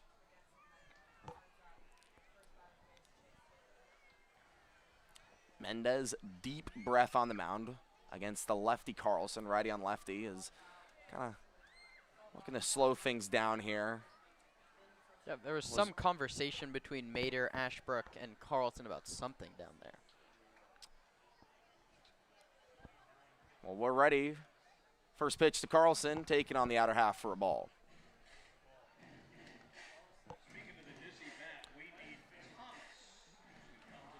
One 1-0 to Carlson, the league leader in RBI and hit by pitches. One category you really like to lead in, the other one, not so much, but you'll take. The 1-0. Taken over the plate, 1-1. At 93, the velocity can't be the issue for Carlson. At Wichita State in those handful of at-bats 2 years ago, and then last year, everyday guy at Georgia State. He's seen 93. He's hit 93. So is the guy on deck, Wesley Bass. 2 Georgia State Panthers hitting back-to-back. The 1-1 to Carlson, taken outside for a ball. 2-1 now to Hunter. Hoping to become the first Stomper to get on, only the 2nd player of the day.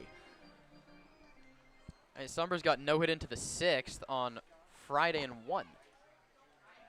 That was against Menlo Park. Carlson ahead of a count here, 2-1. Breaking ball, misses upstairs, ball 3. A lot of vertical drop on that one, but not enough to find the zone. There's some stirring in the Stomper bullpen. No one throwing just yet. Mendez is ready. Hitters count to Carlson. Curveball over the plate, 3-2. Load him up.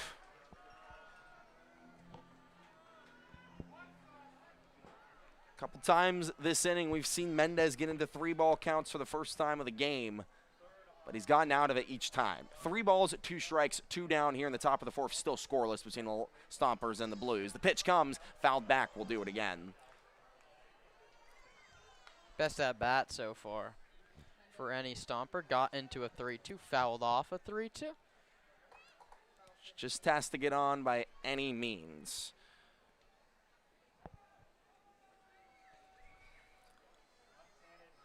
(3-2). Carlson, the Georgia State Panther. Mendez, the Oregon State Beaver. The pitch. Hit foul again. That one out of play down the third base line, and probably the best contact we've seen from a Stomper tonight, even though it went foul. Yeah, sort of an emergency hack on 3-2. Was late on it, but it's the longest at bat we've seen from a Stomper today. As you mentioned, Nate, anyway, anyhow.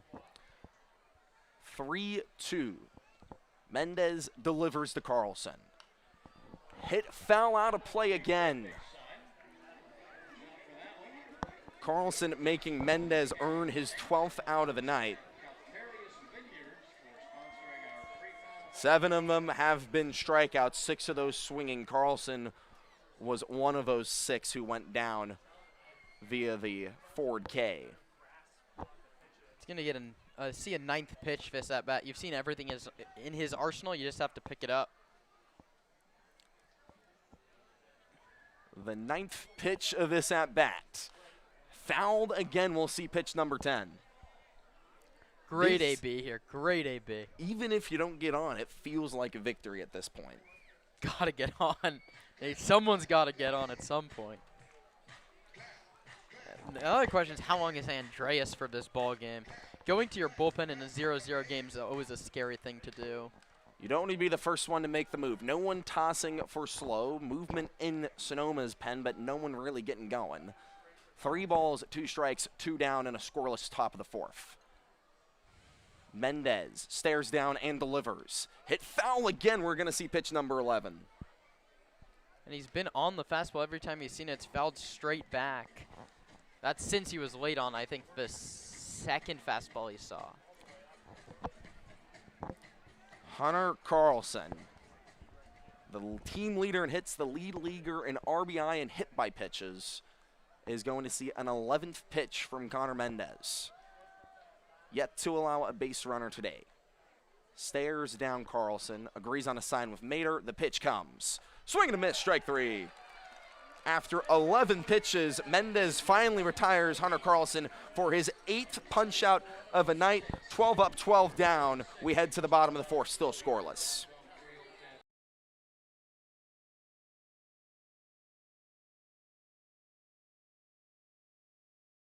Can't make it to the game? No problem. Watch all Stompers home games streamed live on the Sonoma Stompers YouTube channel. You can catch all the action with Kieran Costa and Nate Martin starting 20 minutes before first pitch with the Stompers pregame show. Join us on the road for radio feeds of all Stompers road games, live on the Stompers Radio Network. 2-1 pitch to Keys. That one's bounced towards second. There'll be a play at the plate. They'll throw home from left field. Kicks away. Take a bow, Trent Keys, the walk-off hero. 2 outs in the top of the 9th. Braden Gens pitches. Beal strikes out swinging. Stomps win. The pitch to Sebastiani is hit a mile to deep left field. Coupland back at the track. See you later.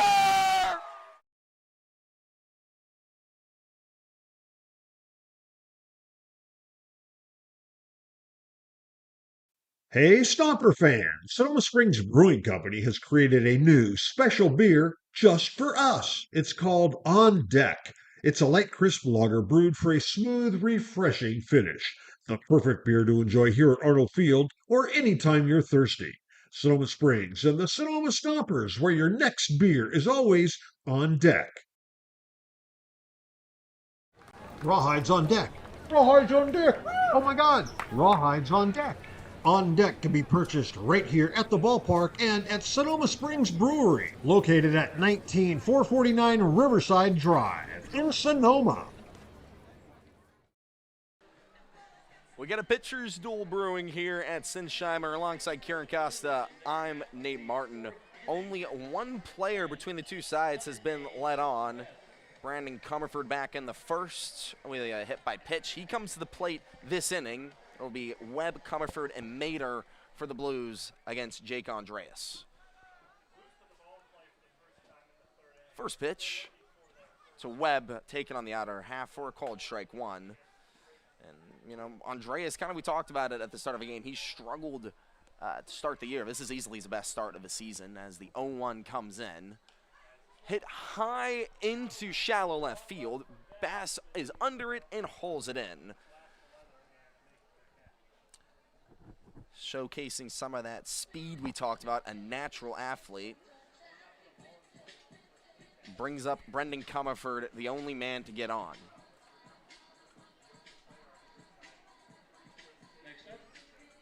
Going back to my point about Andreas, Karen, I mean, this is easily, he struggled. He was one of the guys that struggled as a starter. Yeah, he wasn't great. Yeah, by no stretch was he great. Pitch to Comerford misses on the outer half, but so far today has been pretty solid. And this is repeatable. And you're getting strikeouts and weak contact, 2 pop-ups and a ground ball, the only balls in play. The 1-0 finds the plate 1-1. is the only guy that's gotten on base for either team. Comerford back Go in the get him. first took hit by pitch. The Gonzaga attendee looks at that one for a called ball. Comerford played with former Stomper Mikey Bell at Gonzaga. Mikey just committed to Georgia out of the transfer portal. The 2-1. Swing and a miss, strike 2. Seen all sorts of movement. This is kind of where you see the transfer portal in full swing, and it really goes throughout the entire summer. Wonder if we'll see any Stompers commit to new schools as the year rolls on. 2 balls at 2 strikes, 1 down. Comerford looks at that one high and away for a ball 3. Load him up. 3 balls, 2 strikes. The only man to get on today is a ball away from getting on for the second time. Kicks and fires. High ball 4. So Brendan Comerford has reached twice today. No other player for either team has reached at all besides him. He jogs over to first with 1 down in a scoreless bottom of the 4th. Brings up Miles Mater. Struck out swinging in the first. Turn to double play. Let's get out of here. Georgia native walking up to some outcast. Sporting the Indiana Hoosier red on his arm sleeve. Hitting from the right-hand side. Check back over at first. Not in time. Comerford had an aggressive lead over there, and why not check? Andreas tried to pick him off. Has already stolen a base today. Made it to second, but not much further in the first. The pitch to Mater. Hit high down the third base line. Under it is Vassell in foul territory, and he hauls it in for out number 2. Oh, was hit straight up in the air. It's a couple times now where we've seen the Blues bats just get way too under the ball. That's how Dom Nahar was retired in the 3rd. Now another P5 this time to Miles Mater. Brings up Kosei Suzuki with 2 down, 1 on.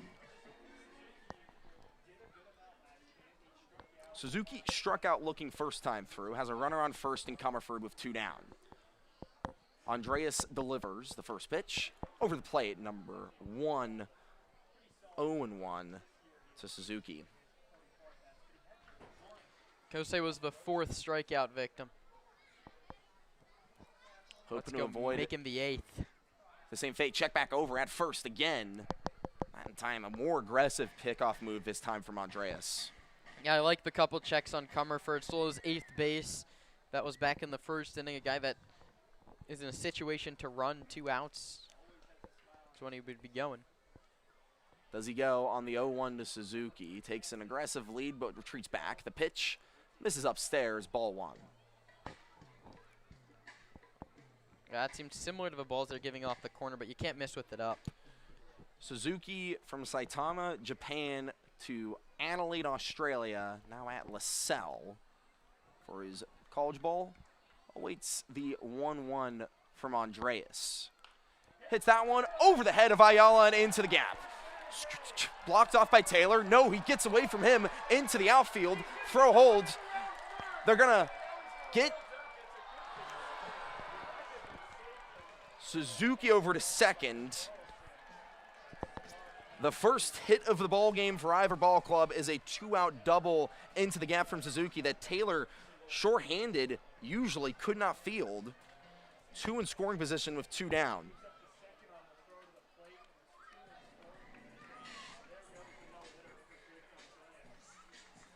Brings up CJ Moran.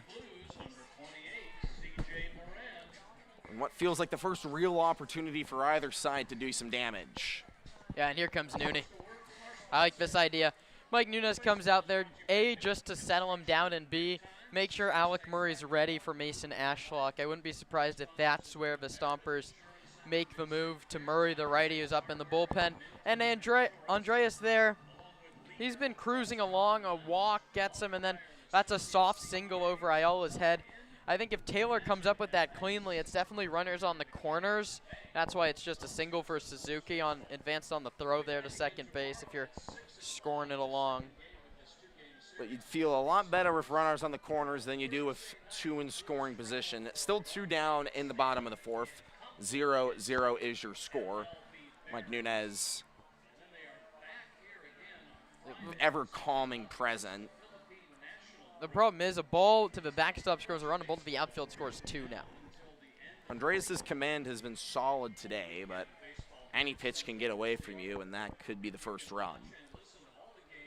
Nunez heads back to the dugout. Carlson back behind the plate. The infield back to their positions. And Jake Andreas steps back up onto the hill to face C.J. Moran for the second time today. Struck out swinging in the second.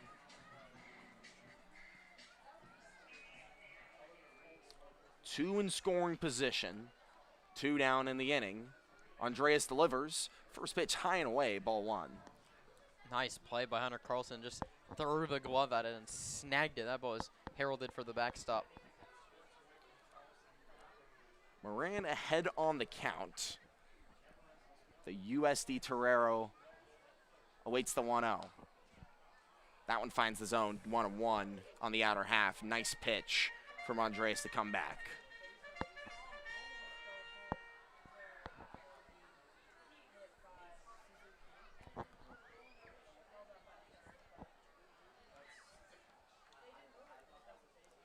The 1-1.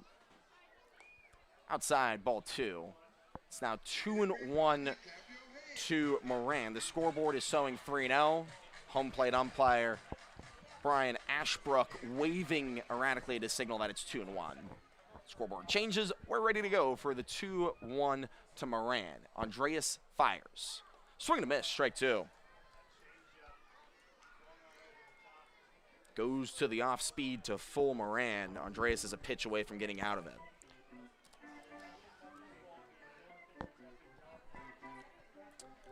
Comerford's at third. Suzuki's at second. 2 down in the home half of the 4th in a 0-0 ball game.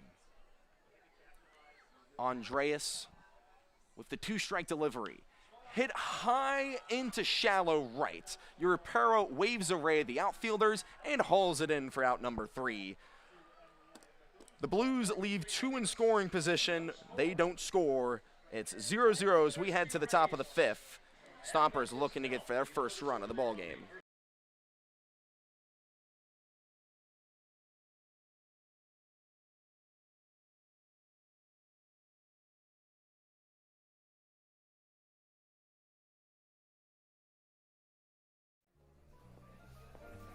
Nestled in the heart of Sonoma, Verano Cafe stands as the answer to locals yearning for wholesome food. Opened by Veronica Perez and Carlos Rubio, this cozy diner is nestled conveniently at the crossroads of Highway 12 and Verano Avenue. At Verano Cafe, breakfast, lunch, and dinner are experiences crafted with love and local ingredients. Each dish is a symphony of taste. But Verano Cafe isn't just about breakfast. Their lunch menu features favorites like fish and chips and classic French dishes catering to all tastes. Dinner includes house-made pasta dishes and elegant entrees. What really sets Verano Cafe apart is its commitment to quality and community. With locally sourced ingredients and a dedicated team that feels like family, Verano Cafe offers a warm and welcoming atmosphere. Whether you're a Sonoma local or a visitor, Verano Cafe promises to elevate your dining experience. Join us today and become a part of the Verano Cafe family. Verano Cafe, located at the crossroads of Highway 12 and Verano Avenue in Sonoma.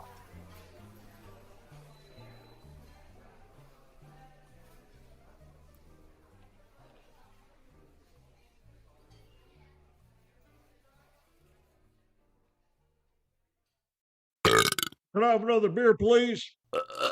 Can I have another beer, please? The first rule to carrying on is to not get carried away. The Sonoma Springs Brewing Company reminds you to always drink responsibly. We welcome you back to a scenic San Luis Obispo for the top of the 5th alongside Kieran Costa. I'm Nate Martin. with the Foothouse serving the backdrop here at beautiful Sinsheimer Park. It's 4, 5, and 6 to the plate. Wesley Bass, Misael Uripero, and Trent Keys, who all struck out swinging first time through in the second. This would be a great time for your first stomper hit. Wesley Bass, this is his third at-bat of summer, had one as a pinch hitter against the Legends on Sunday. His second was a strikeout here. First pitch in the dirt, and it gets away. Ball 1. It's the first time we've really seen Mendez miss that seriously on a pitch. Mater went off his protection and over to the third base line. Nobody on, though. So no one advances. 1-0 to Bass in his first start of the summer. Swing and a miss, strike 1. It's the knock, free swinger for the Panthers, that's for sure. 40 strikeouts and just under 100 at-bats. Walked a little bit too, though, did his job there. 313 average with Georgia State. Georgia boy gets the 1-1, swing and a miss. Behind 1 and 2 to Connor Mendez. I mean, his most recent pitching appearance before this one was 6 1/3 versus Portland of 1-run ball. Found it really at the end of the year at Corvallis, in Corvallis. He's ahead of the count here, 1 and 2 to Bass. Delivers. Swing and a miss, strike 3. And an ugly swing at that one. That ball was way outside and in the dirt. It's number 9. The two Georgia State guys, Carlson and Bass, the only 2 players to strike out twice today, brings up Misael Uripero for his second at-bat of the evening. Yeah, Uripero struck out for the 10th time this year. That was in the second inning. That was the 5th of 6 consecutive to start the game. Throw out your guesses. Who do you have as the first stomper hit today? Misael Uripero looks at that one for an 0-1. That wasn't a guess. I will say Trent. Give me Trent. I like TK. I like TK as a good guess. I'll go with the man after him, Angel Garcia, the first stomper to get it in play. The 0-1. Taken outside, ball 1. It's not saying Keys can't get on. I mean, reached 6 times versus Slow in 2 games to open the season. Has reached twice every single CCL game this year. He's on deck. The 1-1 to Uripero. Swing and a miss. Strike 2. Ball way low, and Misael chases.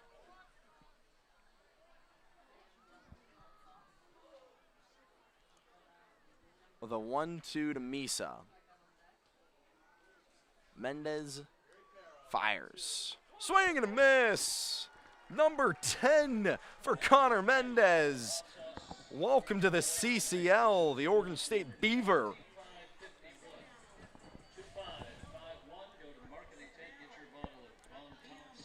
The second consecutive day, starter against Sonoma struck out 10. Connor Mendez done it in half the time. Brings up Trent Keys with 2 down in the inning, still scoreless in the top of the 5th. Mendez delivers, hit foul on the third base line, 0-1. I like swinging first pitch. You got to try and get something rolling here. We've seen that more from Keys this year. He's certainly been a lot more aggressive at the plate, and it's paid off, hitting 12 for 30.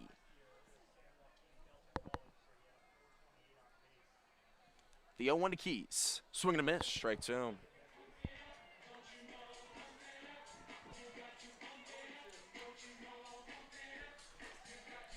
Mendez, in good position against Trent Keys to get strikeout number 11. Ahead of the count, 0-2. Nobody on 2 outs in the visitors' half of the 5th.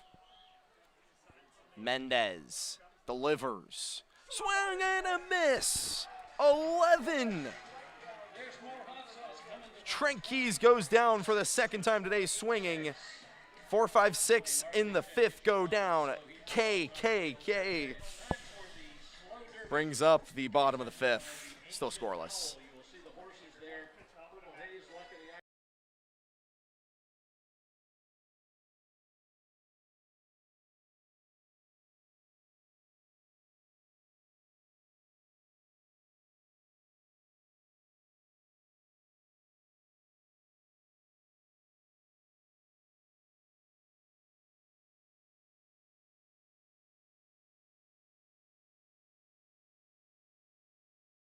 At Ricci Vineyards, we feel that wine and baseball are the perfect pairing, and we are proud supporters of our Sonoma Stompers. Our family-run vineyard has been farming and growing grapes and carneros for over 40 years. We encourage you to witness our wine journey and check out our selection of boutique offerings at RicciVineyards.com. The Stompers are proud to have Adams Chiropractic as our official chiropractor. Keeping our players healthy and in the lineup is our #1 priority, and Adams Chiropractic is right there every step of the way, thanks to Dr. Lawrence Adams. Cresco Rents. What you need, when you need it. And we show you how to use it. It's simple. You choose it, you use it. We have the right tool for every job. Never buy it, never store it. When you need it, just rent it. I'm Chris Smith, president of Cresco. If you need it, Cresco's got it.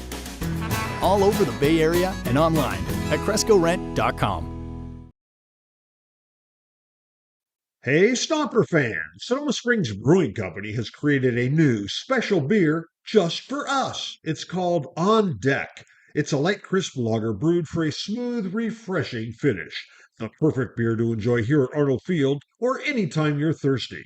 Sonoma Springs and the Sonoma Stompers, where your next beer is always on deck.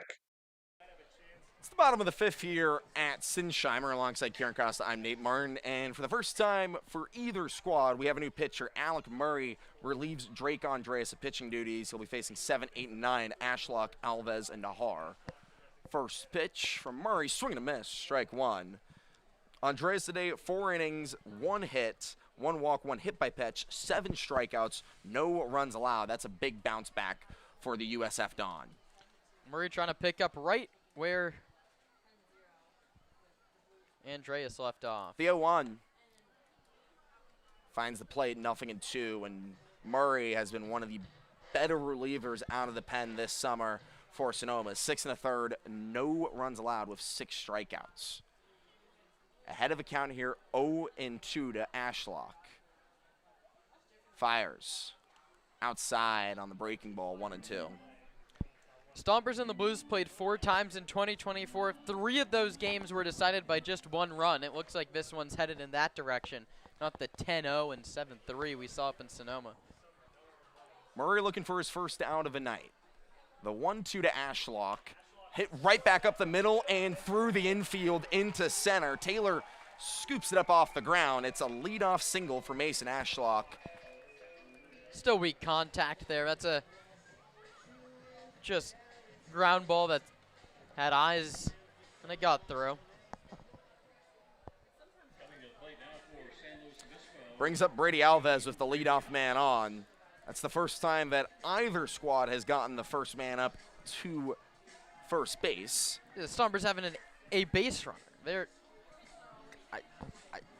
Connor Minnis has a perfect game through 5 innings with the 11 strikeouts. That's ridiculous. Ridiculous indeed. Brady Alves struck out first time facing Alec Murray. Lays around the bunt, pulls it back, and takes it inside for ball 1.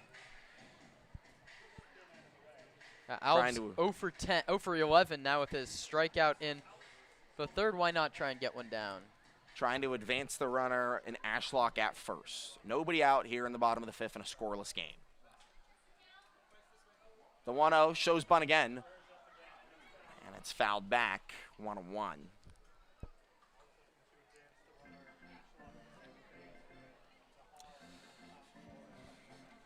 Nahar, pesky hitter on deck. You don't want to face him with the bases loaded. And then if you bunt him to second, that all but guarantees that the top of the lineup and Chavez will bat again this inning. You hope that Alves can't get the bunt down. You have to lay down a bunt successfully this year.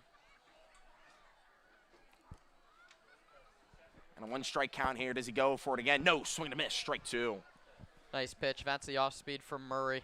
It's interesting in a 1-strike count, after showing bunt the first 2 times, you don't lay one down there. Maybe Dean Traynor thought the first bunt wasn't indicative of him even getting one down with the second attempt. Well, wouldn't be doing one here on the 1-2 with a runner on first. Nobody out. Murray fires. Hit softly up to second. Scooped up Europero. Flip over to Ayala. Throw over to first. Not in time, so they get the lead runner out, but Alves gets on the fielder's choice.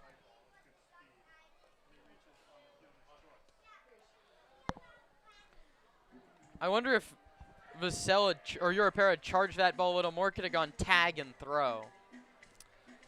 Waited back on it and then ran out of time to turn 2. Woulda, coulda, shoulda. Europera will have to dwell on that for the rest of the inning as Darim Nahar comes up for the second time through. 1 on, 1 down. He's a tough guy to double up. Good speed. Alves takes up, hit up the middle and through. Past the outreached hand of Europero and into center. Taylor having a hard time to handle it. He throws over to second. Runners on first and third. 2 hits in the inning. Dom Nahar with his 4th hit of the summer puts Ashlock to third. The Blues are 90 feet away from scoring for the second time in 2 innings. Good thing is all 3 batters this inning have hit a ground ball. One was a little weak ground ball that got through for a single, then a ground ball to second, and even that one, that's just a perfectly executed hit and run. Ashlock at third, Nahar at first, top of the order to the plate. Cesar Chavez 0 for 2 today with a strikeout looking.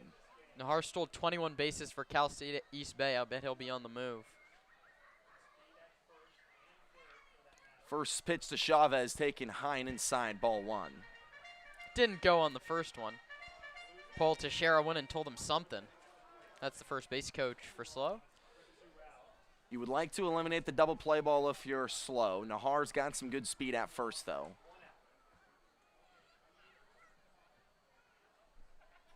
The 1-0 to Chavez. Shows bunt. Instead looks at it for a ball. And now Carlson wants to have a word with Alec Murray. He's been ever reliable out of the bullpen. It's the first time we've really seen him with runners in scoring position. We'll see how he handles it. And you want a double play. You don't really want to get it to Webb with the bases loaded. And you need a strikeout. Andreas got 7 of them. Murray is still searching for his first, has 6 out of the pen all year. Behind the count, 2-0 to Chavez with runners on first and third. The pitch. Hit into opposite field, right to Johnston. The runner tags from third. Play at the plate doesn't even come. The first run of the ball game comes on a sac fly from Cesar Chavez. It's 1-0 Slow in the bottom of the 5th.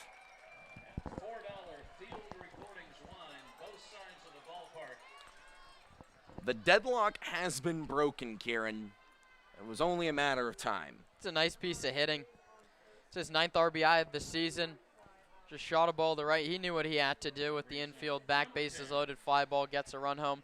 That's exactly what he did. Smart piece of hitting brings up Cutter Gage Webb with 1 on, 2 down. 1-0 Slow leads. Now if you're Murray, you got to get out of this any way that you can.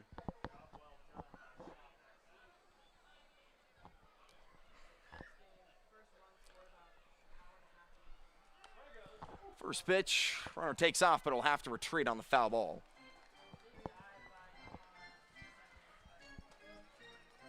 Cutter Gage Webb to the plate here, 0 for 2 with a strikeout looking and a fly out to left field. Stompers will take either of those in a 1-run ball game. See if he runs again. Nahar has speed at first, showed the steal last time around. The 0-1 comes. Looked at 0-2. Nahar stayed at first on that pitch.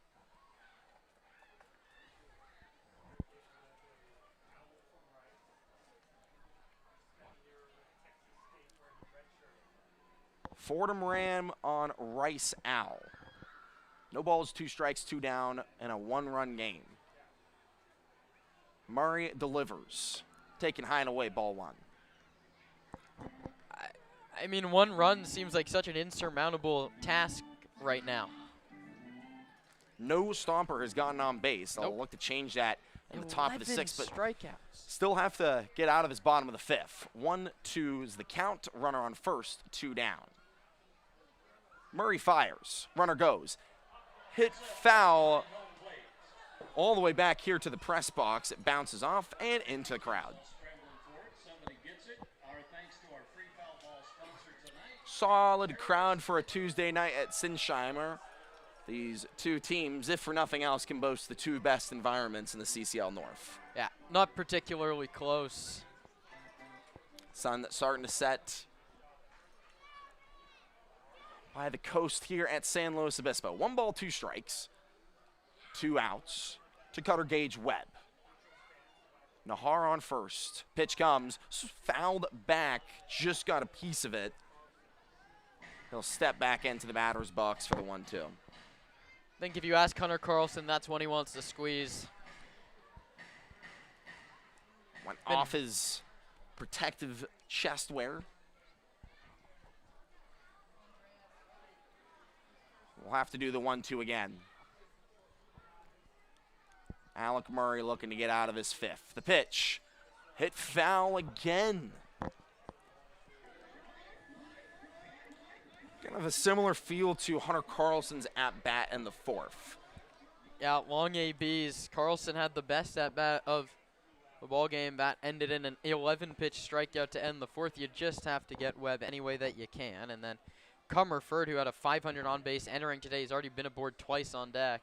You do not want to get Comerford to the plate here. The 1-2 comes, swing and a miss, strike 3. Alec Murray gets out of it, but not before the first run of the ball game crosses the plate. It's 1-0 San Luis Obispo as we head to the top of the 6th.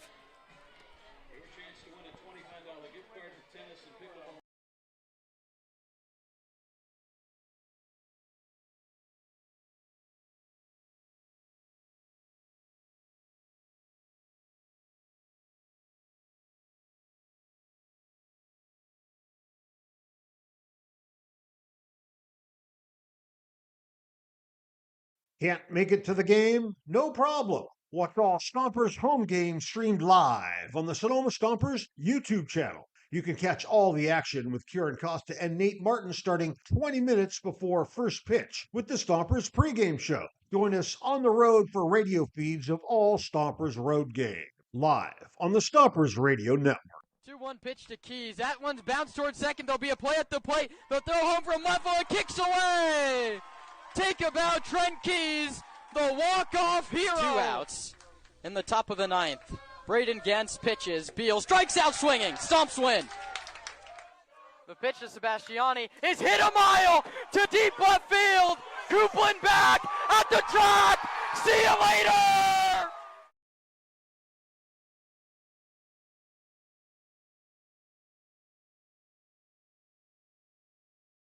In your quest for roofing services, look no further than Crandall Roofing. Crandall's dedicated team of professionals guarantees excellence. From roof repairs to installations, Crandall delivers top-notch solutions with unmatched value. Crandall Roofing uses only Class A fire-rated materials, and Crandall Roofing is certified by the manufacturer to extend warranties up to 50 years of coverage.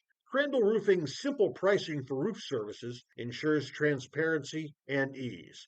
With straightforward rates and no hidden fees, Crandall Roofing makes roofing solutions accessible for all. Let your next roof be your last roof. Crandall Roofing, Diamond certified and proud partner of the Sonoma Stompers. Hey, Stomper fans! Sonoma Springs Brewing Company has created a new special beer just for us. It's called On Deck.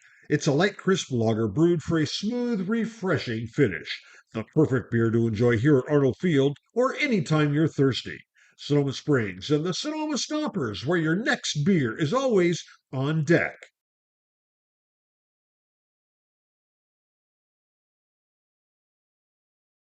Rawhides on deck. Rawhides on deck. Oh my God. Rawhides on deck. On Deck can be purchased right here at the ballpark and at Sonoma Springs Brewery, located at 19449 Riverside Drive in Sonoma. Just as the Blues scored on a reliever in the bottom of the 5th, the Stompers hope to do the same in the top of the 6th. Alongside Kieran Costa, I'm Nate Martin. Connor Mendez went 5 innings of perfect ball with 11 strikeouts. No Stompers got on. They hope to do that now against Bryce Padilla, the 5'10" righty who most recently pitched with Santa Clara. Yeah, that's the interesting thing about summer ball is like this guy can have a perfect game through 5 innings. When you hit the pitch count that your college coach has assigned, you're not going to come out. I mean, this is the situation, the only situation where you could ever go over that pitch count, a perfect game. I don't know if you're ever really going to see a complete game, perfect game, especially when you're striking out 11 through 5 innings. Well, maybe if Nick Sanzeri is the manager. Yeah, maybe if Nick Sanzeri is going to let his guy go 150. Angel Garcia, Spence, Connor Johnston, and Bryson Ayala to the plate here, facing Padilla, the righty. Pitch inside, called for a ball. Garcia hopes to become the first Stomper to get on today. 3 for 9 all-time against the Blues. The 1-0 to Garcia, looked at low for ball 2. Padilla pitched just once at Santa Clara. He pitched the 9th inning of a 12-5 loss to UConn, where he did not allow a run and he walked 1 over 1 inning. Some fun notes on this game after this pitch. The 2-0, taken away, ball 3. That was a 12-5 loss to UConn, a game where Chase Taylor did not play, but who took the loss in that game? Former Stomper Jack Lazark. So many connections across all over the country. 3 balls, no strikes to Garcia. He takes that one low for ball 4. The first Stomper to get on all evening is Angel Garcia on a 4-pitch walk. Tough feeling for Padilla. Lose the perfect game, first batter. On a 4-pitch walk, mind you. I mean, I said that Garcia was the first one to get a hit. I'll take the first one to get on. First one to get on. Padilla's only gone once this year. 1 earned run over 3 innings. Works out to a 3.0 ERA. Hoping to keep that 0 on the scoreboard with Connor Johnson to the plate. Walked 2 and struck out 4 in those 3 innings at Menlo Park. Corner of the infield playing in. Johnson shows bunt, lays one down, foul. Tried to bring that one up the first base line. The third baseman, Comerford, was playing in. Nate, your prediction, first guy to get on base, Angel Garcia hits. What did I have? I had Connor Johnston to lay down a bunt to try and break up the no-no. He tried it there.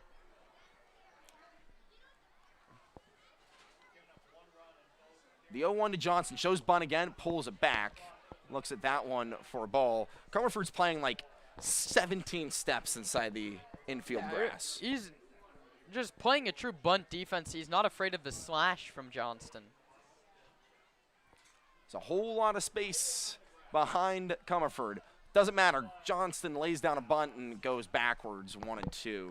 Yeah, Johnston's bunted pretty well for Sonoma. He's gotten it down, I think, 4 out of the 6 times he's been asked. Well, you wouldn't expect it on a 2-strike count. 1 ball, 2 strikes. Runner on first is Garcia. Nobody out here in the top of the 6th. 1-0 Blues lead.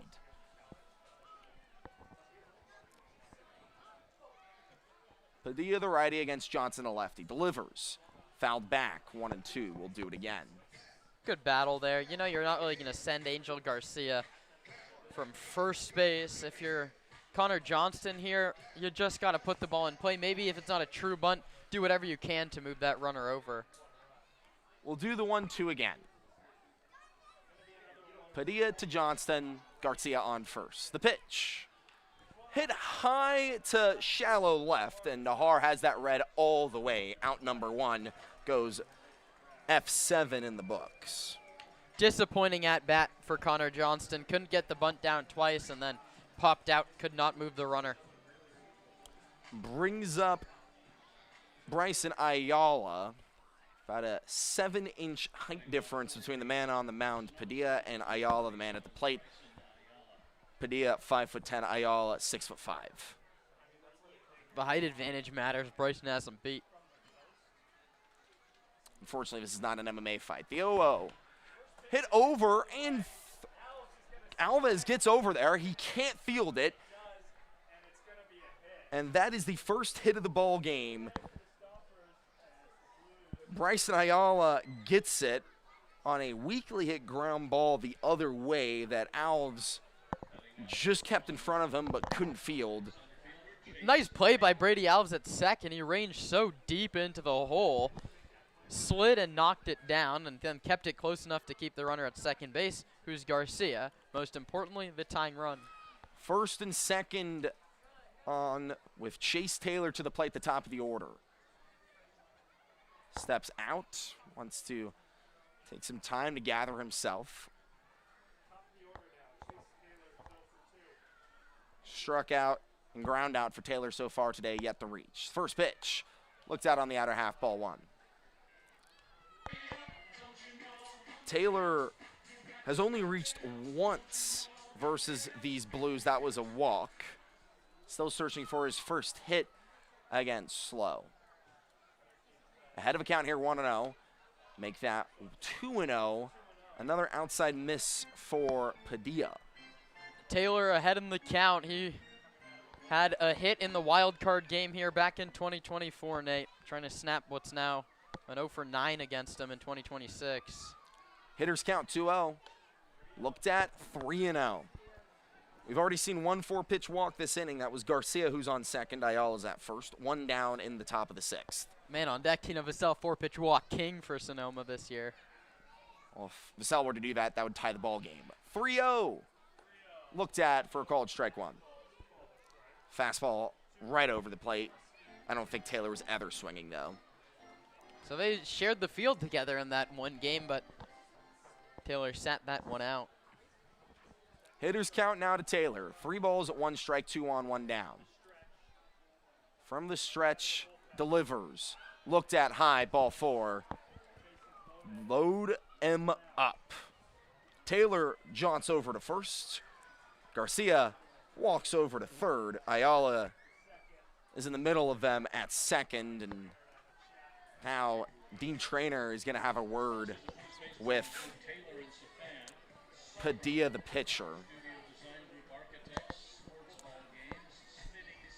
Not only was the perfect game broken this inning, Kieran, so was the no-hitter off of the weekly hit single from Bryson Ayala. Line drive in the scorebook, Nate, and most importantly, a 1 in the hit column, as you mentioned. Tino Vassell struggled with this strikeout, but he's been great in situational opportunities. He's been clutch for as little as I like to use that word in baseball, especially in the early innings. Well, but it feels like a big at-bat. Vassell, really as you mentioned, has been clutch.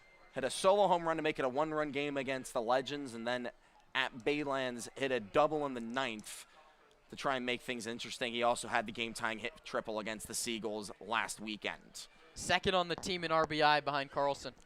An RBI would tie this ball game. Corners of the infield in, middle at double play depth. First pitch misses outside, ball 1. Vassell ahead of a count here, 1-0 with the bases loaded, 1 out in the inning. Yet to reach today, including a strikeout. The 1-0. Swing and a miss, 1-1. Chase the high fastball. I like the aggression from Tino Vassell. Yeah, a walk ties the game, but a ball in the gap gives you the lead and could be 3. Go up there, make a play for your guys. 1 ball, 1 strike, 1 out. Vassell hits that one foul the other way. 1-2 into the parking lot.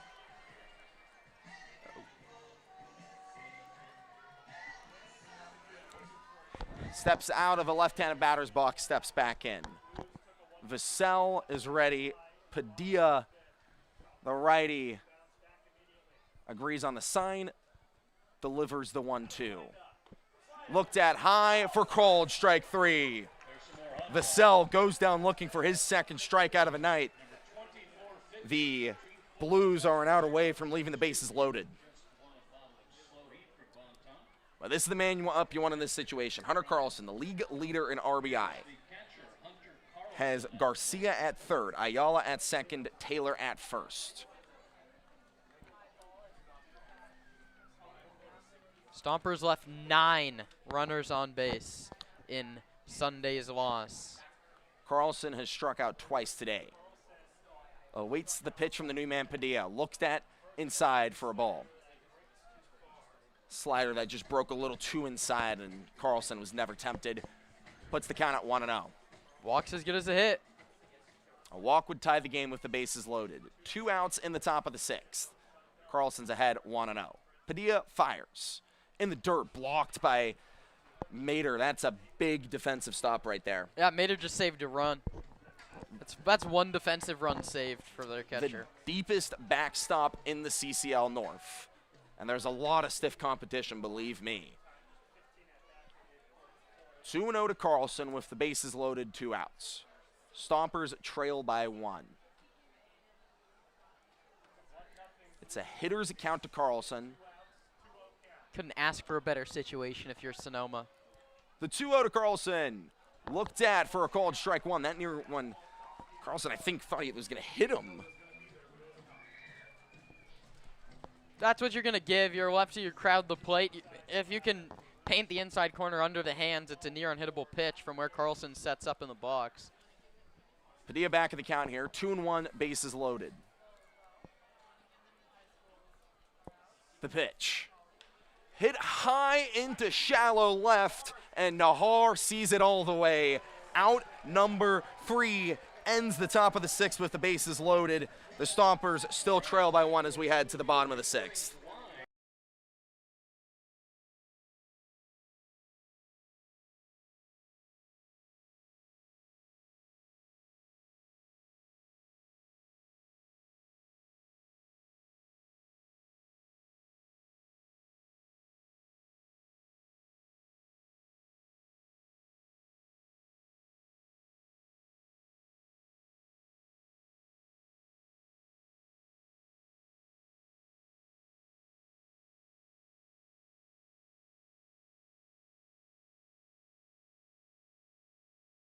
The official headwear provider for the Sonoma Stompers is Melvin Roy. Melvin Roy hats, made to be lived in. From baseball nights in Sonoma to road trips anywhere. Everyday moments, Melvin Roy hats. This is legacy in motion. Melvin Roy. This season, AVA Tractor LLC is proud to support local baseball and the farming community that helps keep the wine country working. AVA Tractor provides vineyard-focused equipment for serious growers, including Deutz-Fahr tractors.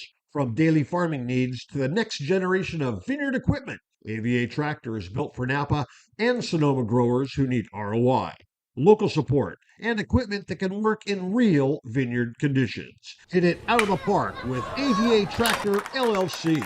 Solutions made for your vineyard. Hey, Stomper fans! Sonoma Springs Brewing Company has created a new special beer just for us. It's called On Deck. It's a light, crisp lager brewed for a smooth, refreshing finish.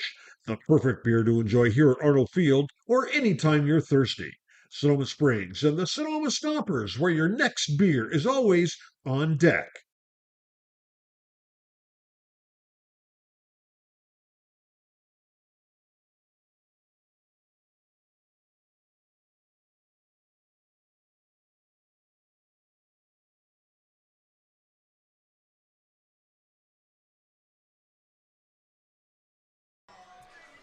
We welcome you back to Sinsheimer Park for the bottom of the 6th inning. It's a 1-run game with 3, 4, and 5 to the plate here for the Blues. Comerford, Maynard, and Suzuki. I'll be facing Alec Murray entering his 2nd inning of work. Gave up a run in the bottom of the 5th, the first of this ball game. The first and only of this ball game. It's 1-0 in the bottom of the 6th. Alongside Kieran Costa, I'm Nate Martin. Alec Murray fires to Comerford. Fouled back, 0-1. Comerford, the only player to reach twice today. First time a hit by pitch, second time a walk. He's looking for his first hit of the contest.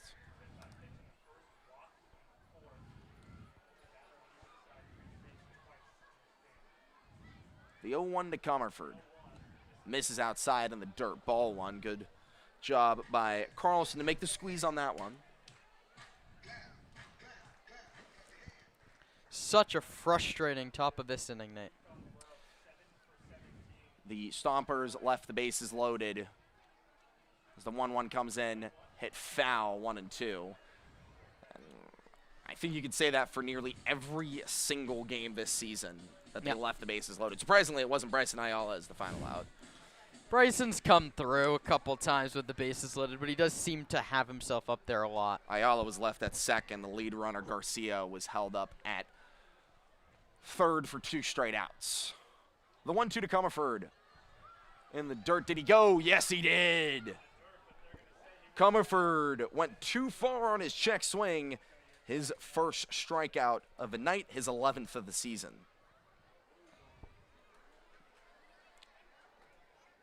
Alec Murray with back-to-back Ks brings up Miles Mader with 1 down.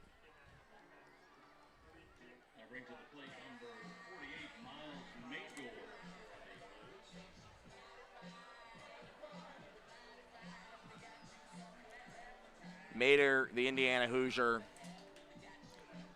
more of a football school nowadays compared to the usual basketball or baseball. Definitely not in the conversation for baseball school. Definitely not. No knock to Mader today, though. He's been a solid year with the Blues after a redshirt season at IU. Looks at that one for a called strike 1 on a breaking ball. Has yet to reach today a strikeout and a pop out to third in foul territory. Behind the count here, 0-1 to Murray. The pitch hit high into deep left. Bass is chasing, and it is gone. Miles Mader clears the left field wall for his second home run of the summer. The Blues double their lead. It's 2-0 in the bottom of the 6th.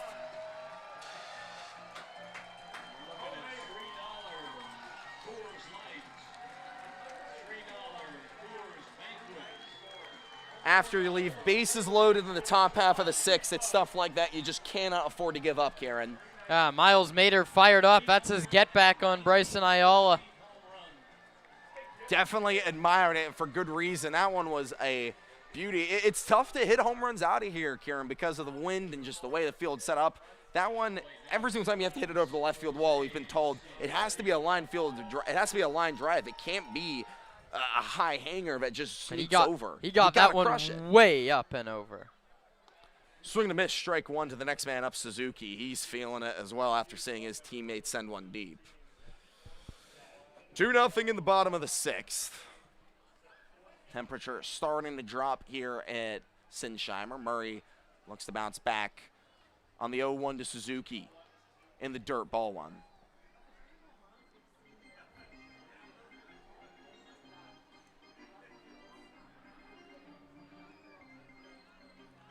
Suzuki still searching, looking for his second hit of the game. Was the first hit of the game back in the 4th. The 1-1. Hit foul into the crowd right off the porta potties behind home plate.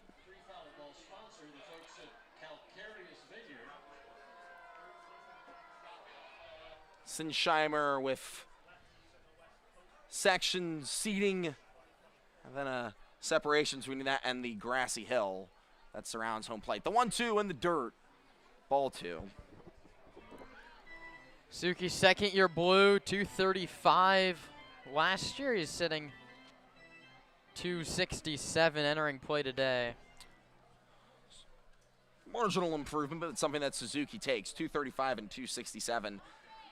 267 sounds a lot better than 235. Portal Idol De La Salle. Ballerina count. Inside, ball 3.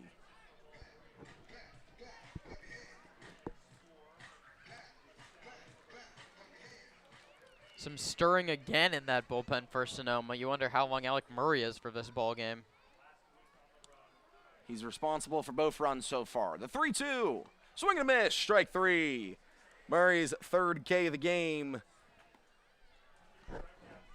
This is his second out of the inning. Brings up C.J. Moran, the one Blue that Murray has yet to face this evening.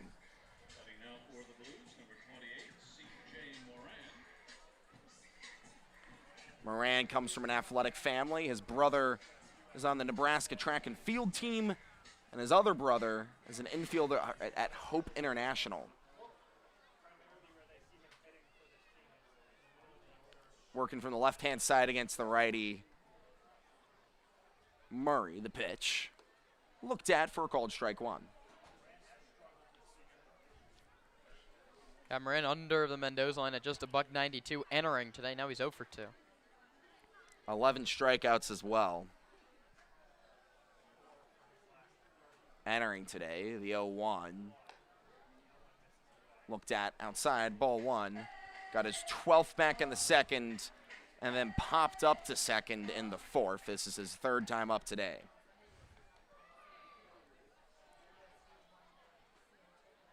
One ball, one strike. Alec Murray to C.J. Moran. Fouled 1 and 2. Down the third base side towards the parking lot.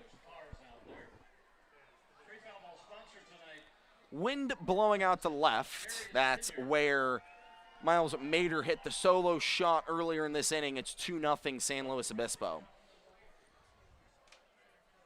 The 1-2. Chopped at and missed. So Murray gets 3 strikeouts this inning, but he also gives up a solo home run. It's 2-0 slow as we head to the top of the 7th. Kieran Costa has you on play-by-play for the rest of this one.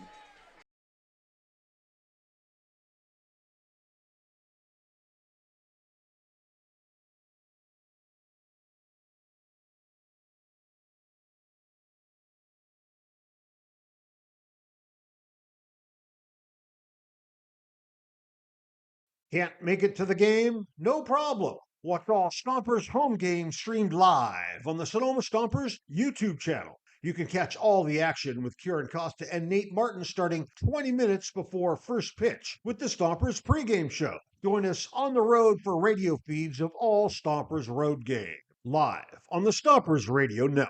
2-1 pitch to Keys. That one's bounced towards second. There'll be a play at the plate. They'll throw home from left field. Kicks away. Take a bow, Trent Keys, the walk-off hero. 2 outs in the top of the 9th. Braden Gantz pitches. Beal strikes out swinging. Stomps win.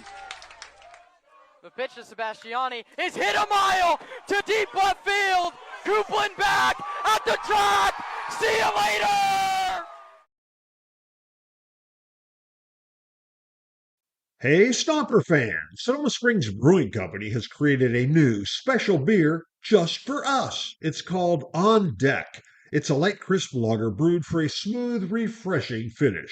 The perfect beer to enjoy here at Arnold Field or anytime you're thirsty. Sonoma Springs and the Sonoma Stompers, where your next beer is always on deck.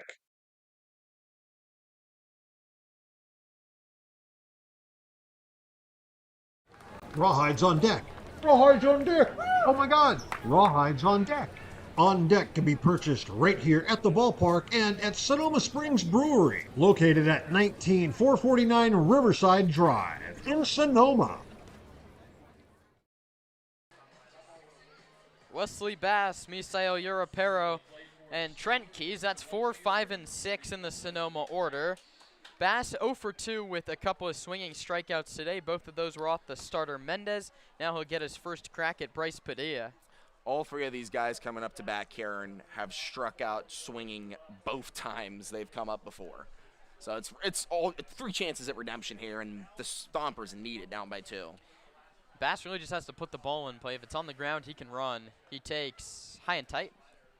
1-0 with the breaking ball. Bass was consistently the cleanup hitter for a Georgia State Panthers team that lost in the Sun Belt Championships as he takes low. He's ahead 2-0. Connor Mendez started this game 5 perfect innings with 11 strikeouts, hit his pitch count, and was taken out of the game. Padilla lost that perfect game 4 pitches in. He delivers to Bass low 3-0. But he walked Garcia to lead off that 5th. He lost the no-hitter on an Ayala infield single. He would eventually lead the bases loaded after Vassell struck out and Carlson flew out. Bass takes a 3-0 fastball over the outside corner. And that's the number that matters most, right? Like, it'd be cool to get a perfect game. It'd be cool to get a no-hitter, but a shutout is as good. Bass hits this one foul, but counts full 3-2. Let me rephrase that. Not as good, but a shutout pretty much guarantees you the win. So at this point, it does guarantee the win. Their Blues already leading 2-0. Anyway, anyhow here for Wesley Bass, and he strikes out swinging. Bryce Padilla battles back in the count beautifully. It's strikeout number 13 for San Luis Obispo pitching. Second here for Padilla, and that brings up Misael Europero. I trust the swing and misses are going to improve as the summer goes on for Bass. I mean, I know that's I don't think he's going to strike out at a 75% rate. No. I would hope it goes down. Goodness, it's been a disappointing debut for Wesley. Miss was low. But I think, you know, a summer with Paul Matarena can really do a lot for hitters. We've already seen it so Very far. true. Tino Vassell struggled so much with strikeouts. I'm going to use that as an example the entire summer. 1-0 finds the corner 1-1. Tino has struck out twice today. Back to those. I'm just blaming that on Yeah. Connor Mendez having one of the greatest pitching debuts the stadium's ever seen. Pitch to Europero's hit weakly down the third baseline. Nahar, the left fielder, comes in to make the catch. Ball had a little more carry than I thought. I thought for a second it was going to dunk in.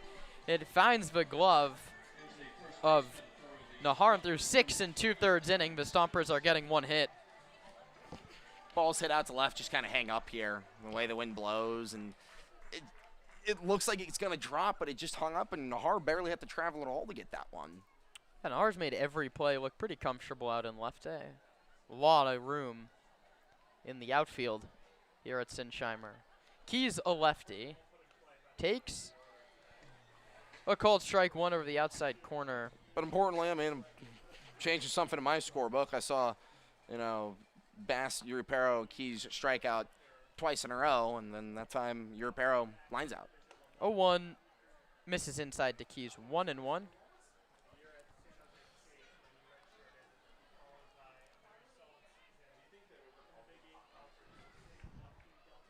Trent Keys, D1 bounce back from SJSU, back up in the Bay, and now looking for a 4-year after running out of JUCO eligibility. A year at Los Medanos and a year at Delta. He takes a pitch that hits him in the back foot. So Trent Keys' on-base streak is alive with a 2-out hit by pitch here in the 7th. The streak that'll be in jeopardy, hopefully, in the 9th inning, would be on base twice in every start so far for Trent. I wouldn't mind that coming up in the 8th. Yeah. Maybe again here in the 7th. Hit around with 2 outs. Hey, why not? Why not? It's good to see TK get on and be a hit by pitch. I mean, we know that all too well with him. It's the first time in a game that Trent Keys has struck out twice in one contest. And with his strikeouts in the 2nd and the 5th, that's now 3 games in a row where Keys has gone down by way of the K. A check back on Keys at first. He's safe. Trent dancing off the bag, and a nice back pick by Miles Mater, but Keys went to the outside of the bag, if you will, and was safe. Pitch missed. 1-0 to Garcia, who was the first of now 4 base runners for the Stomps in this entire ball game, trailing 2-0 in the 7th. Coming set at the belt is Padilla. He pitches. Garcia fooled badly on a slider, but counts 1-1.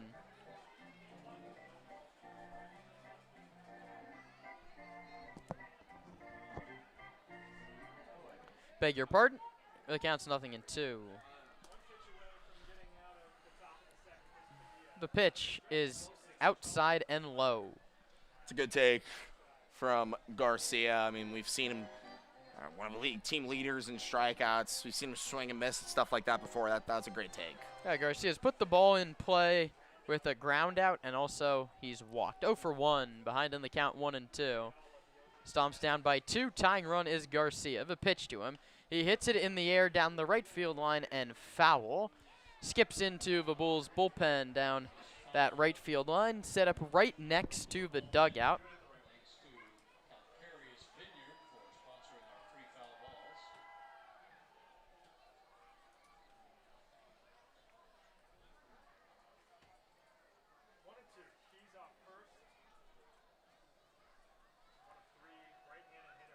1-2 pitch to Garcia, almost hit him, ducks out of the way as it whizzes past his head. The count's even at 2 balls and 2 strikes. That one was going to get him in the helmet, I think, if he didn't duck. And yeah, I get it's your head, and I'm not advocating you for taking pitches in the head. Get out of the way, Angel. Get out of the way. Got to get some runs here, Kieran. Check on first, half-hearted toss back over.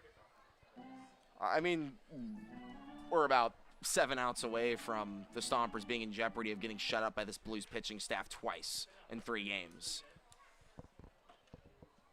Dating back now to that 7-3 win. That was CCL opening day, was the last time the Stompers have scored against this Blues team. Loaded him up in the 6th, couldn't get anything home, and Padilla steps off again. So he throws towards the head of Garcia, then picks back to first and steps off, maybe a little bit rattled. He comes set at the belt, ready to deliver a 2-2 pitch to Angel, and he strikes him out swinging. 3rd strikeout for Bryce Padilla. The Stompers get a 2-out hit by pitch, but leave Keys at first. Time to stretch at Sinsheimer Park in San Luis Obispo. Stompers getting 1 hit, and they trail 2-0.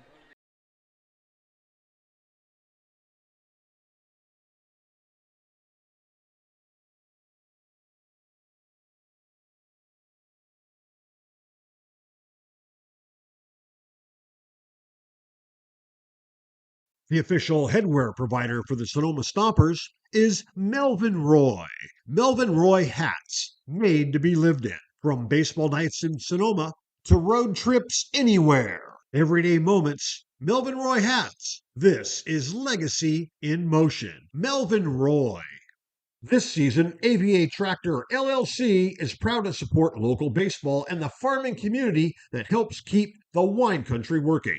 AVA Tractor provides vineyard-focused equipment for serious growers, including Deutz Fahr tractors. From daily farming needs to the next generation of vineyard equipment, AVA Tractor is built for Napa and Sonoma growers who need ROI, local support, and equipment that can work in real vineyard conditions. Hit it out of the park with AVA Tractor LLC. Solutions made for your vineyard.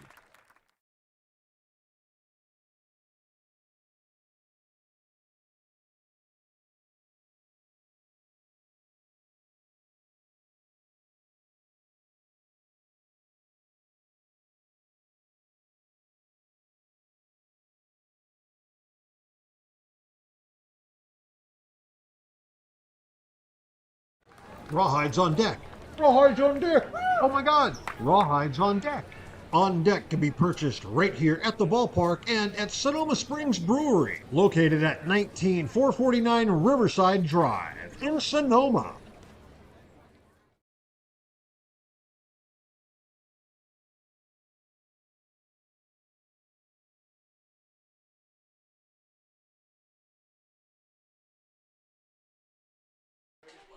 New arm for the Stompers. It's Scotty Cotto, the right-handed pitcher who's bounced around a little bit. Pitched at Sonoma, stayed in the pass. JUCO Bandit now, and he delivers a first pitch strike. Cotto, a guy that will fill up the zone. The problem is he's been knocked around a little bit. In 2 innings, he's given up 7 hits and 4 earned runs. Walked 1 and struck out 2. He's now in a 1-1 count with Mason Ashlock. But the story with Cotto has been he showed a lot of improvement in that appearance against Alameda last Wednesday. 1-1 here. Outside 2-1. Cotto behind, not a place we've seen him a lot. Cal State Monterey Bay is where he threw last year, and he had just through 1.1 innings rehabbing Tommy John surgery. 2-1 is popped up in to right center field. It's going to drop down in the gap, cut over by Keys. There's going to be a play at second base. The tag in time. Nice throw by Connor Johnston out and right. Ashlock singles and is thrown out. 9-6 on your putout. That was a great throw. It was a great throw, Karen. I mean, Johnston, we haven't seen, it's going to be a competitive outfield now with Wesley Bass coming in, Keys playing first base today, but we've usually seen him manning right field. We know Sebastiani's a pretty solid outfielder as well. He's not in the game today for Sonoma. So if you're having throws like that, Connor Johnson, you're going to keep yourself in the outfield for Coach Zach Pace. Dean Traynor has come out to have a conversation with Jeff Fontes, who's the one who made the call there. Not really sure we're going to see that one overturned. Mason Ashlock headed back to the dugout without much of a fight to the umpire, so he'd have to head back out onto the field if this one's somehow overturned. That's Ashlock's second hit today. He's out hitting the Stompers by himself, and the Blues outscoring the Stompers 2-0. Ashlock went with a pop-up slide feet first on what was going to be a bang-bang play at second base. I think a headlong dive, maybe you try and go to the inside of the bag or even the outside of the bag, wherever that tag is, to try and avoid the swipe. Dean Traynor's going to head back to the dugout. It was a fruitless effort in trying to get that overturned. 1 out, nobody on for Brady Alves. That's the kind of plays they need to make behind Scotty Cato. He's not going to walk people. He's yet to walk anyone all season. He has just 1 strikeout. He's going to put the ball in the zone. He misses low here, 1-0 to Brady Alves. Still looking for that first hit. He's 0 for 10, or 0 for 12 now, but he did pick up a run. He reached on a fielder's choice and scored. I mean, I'd imagine if there's anyone you feel like you can do it against, this Cato, who's given up 7 hits through 2 innings this season, now 8.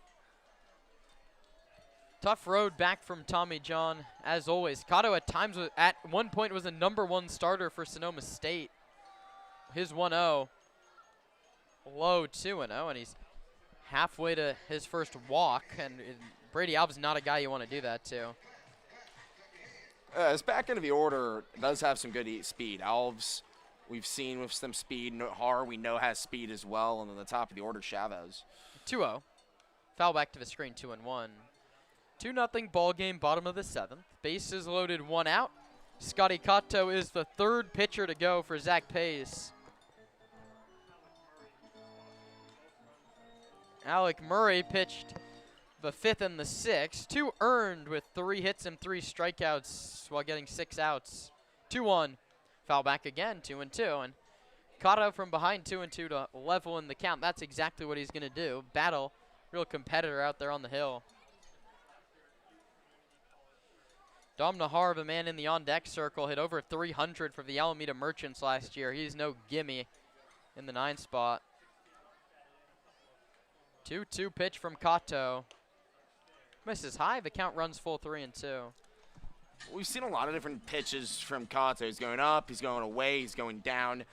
This is a lot different from his approach we saw in the first 2 games, which was a lot more just attack, attack, and attack, and he got pieced in those games. So something's got to give here. Payoff pitch. Popped up. Keys has a look in foul ground. He makes the catch. Weak contact from Alves on the 3-2. That goes as a P3. And there's 2 away. Cato looking to put away the bottom 3rd of this order quietly. Nahar picked up his 4th hit of the season. That was in the 5th. Stranded at first. Thanks for joining us here on a Tuesday evening on the Central Coast as Nahar takes upstairs. That's ball 1.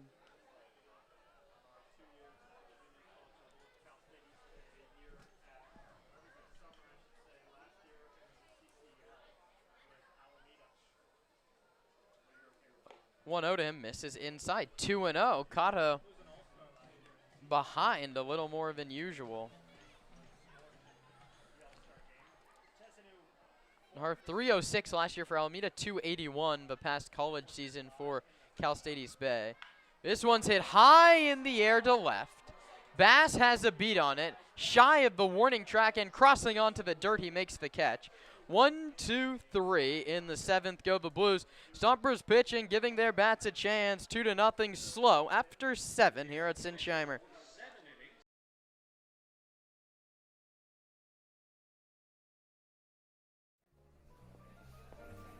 Nestled in the heart of Sonoma, Verano Cafe stands as the answer to locals yearning for wholesome food. Opened by Veronica Perez and Carlos Rubio, this cozy diner is nestled conveniently at the crossroads of Highway 12 and Verano Avenue. At Verano Cafe, breakfast, lunch, and dinner are experiences crafted with love and local ingredients. Each dish is a symphony of taste. But Verano Cafe isn't just about breakfast. Their lunch menu features favorites like fish and chips and classic French dishes catering to all tastes. Dinner includes house-made pasta dishes and elegant entrees. What really sets Verano Cafe apart is its commitment to quality and community. With locally sourced ingredients and a dedicated team that feels like family, Verano Cafe offers a warm and welcoming atmosphere. Whether you're a Sonoma local or a visitor, Verano Cafe promises to elevate your dining experience. Join us today and become a part of the Verano Cafe family. Verano Cafe, located at the crossroads of Highway 12 and Verano Avenue in Sonoma.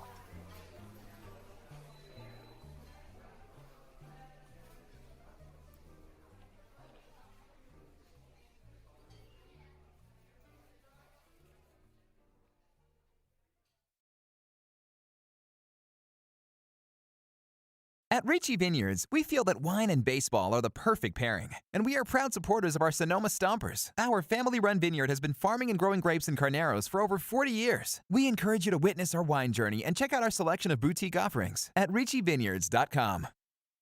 The Stompers are proud to have Adams Chiropractic as our official chiropractor. Keeping our players healthy and in the lineup is our #1 priority. And Adams Chiropractic is right there every step of the way, thanks to Dr. Lawrence Adams. New arm, it's Michael Rodriguez replacing Bryce Padilla, who went 2 innings. He lost both the no-hitter and the perfect game. A hit, 2 walks, and a hit by pitch with 3 strikeouts. But to his credit, he threw up 2 zeros, and he gives way to Mikey Rodriguez, a Youngstown State guy, so he'll know Luke Zmolik. And also in the squad is Misael Uripero. Also knows Luke Rossi and Brady Shannon, a couple other former Stompers.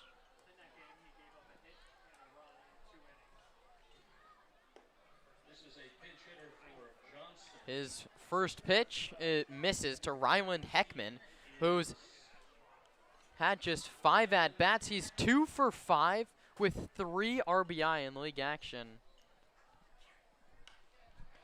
As he hits this one foul. 93 on the gun.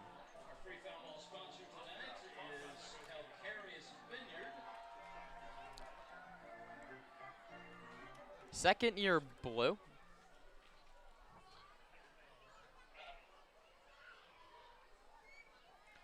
Is Rodriguez, and the pitch to him is low.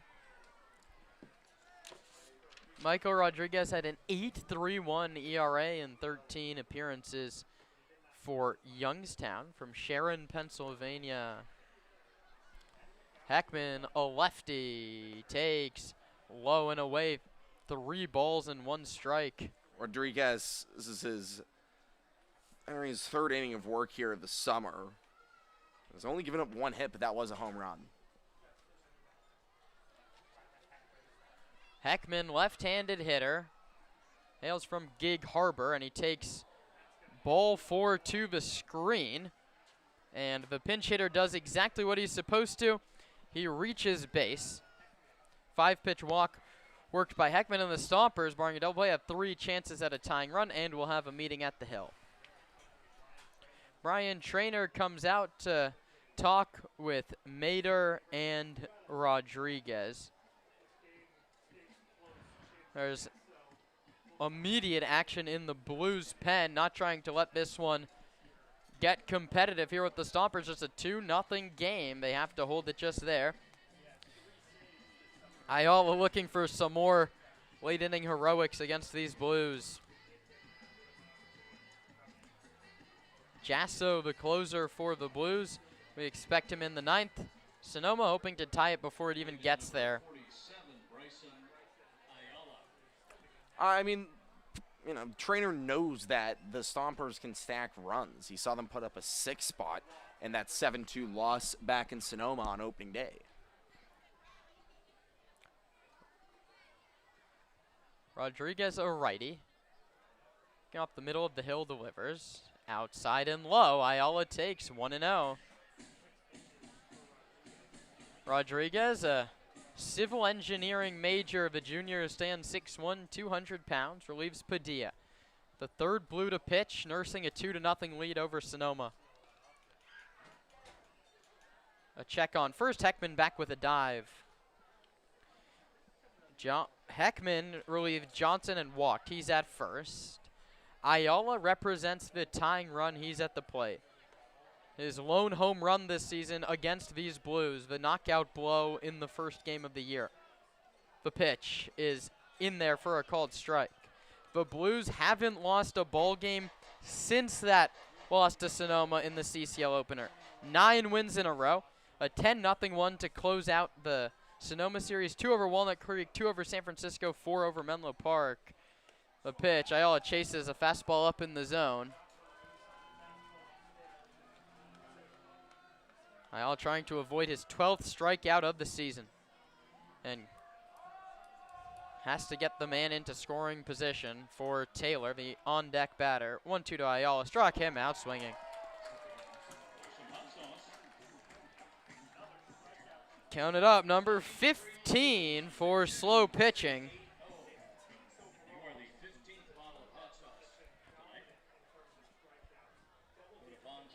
Tough go today for Sonoma at the plate, and the Stompers pitching has kept this a deficit that can be overcome. It's just 2 runs. Tying run is Chase Taylor. Not a guy who's gonna put the ball over the fence. He fouls it back. The crucial thing is he's just got to get the ball in play. And that's something that Taylor can do. 9 hits, 8 of them have been singles this summer. Taylor, left-handed hitter. Plays his college ball at UConn, trying to get something going. He hits this one into right, not deep. Coming in is Suzuki, and he reaches up to make the catch.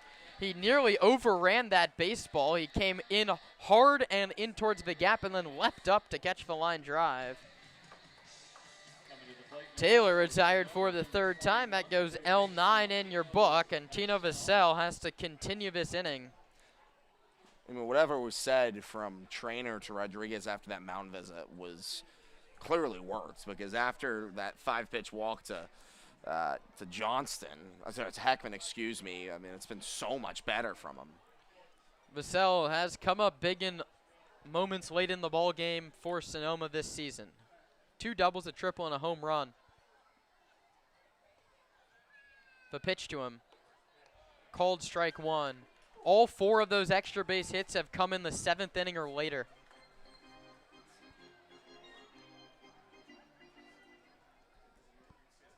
He's behind 0-1. Stompers trail 2-0. Man at first, 2 outs, top of the 8th. Rodriguez comes set. It's a weak ground ball to short. Webb charges, throws to first in time. 6-3 goes the put out. The Stompers still have just 1 hit through 8 innings. We head to the bottom of inning number 8. Sonoma trails it by the score of 2-0. You're listening to Stompers Baseball here on the Sonoma Stompers Broadcast Network.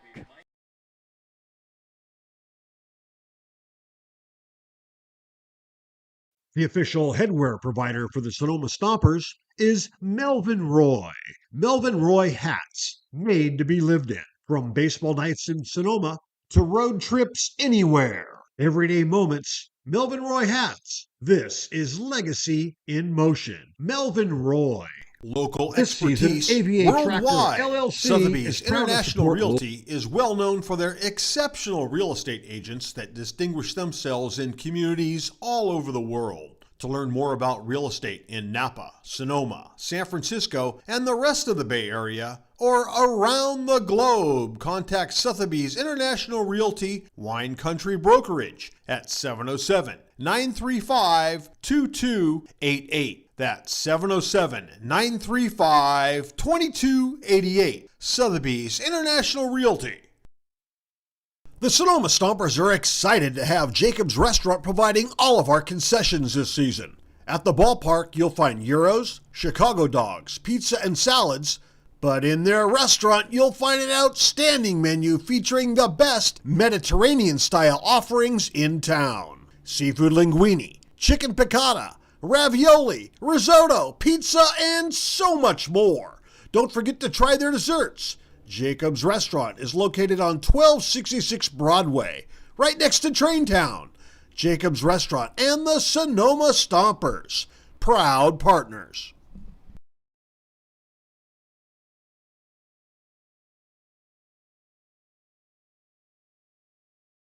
Rawhides on deck. Rawhides on deck. Oh my God. Rawhides on deck. On Deck can be purchased right here at the ballpark and at Sonoma Springs Brewery, located at 19449 Riverside Drive in Sonoma.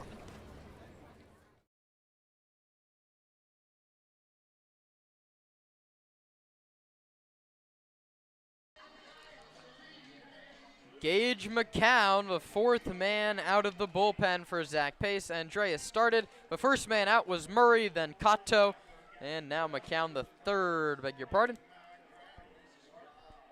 Gage, 2 appearances, 2 innings, 3 hits, 1 earned run, 2 strikeouts for McCown.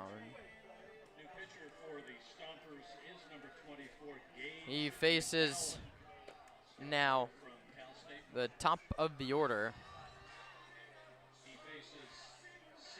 Chavez, Webb, and Comerford, the top 3, trying to hold this at just a 2-0 deficit.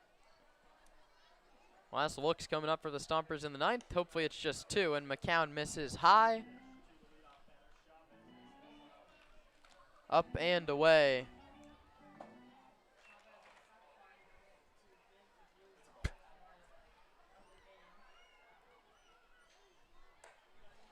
That one misses high again. It's 2-0.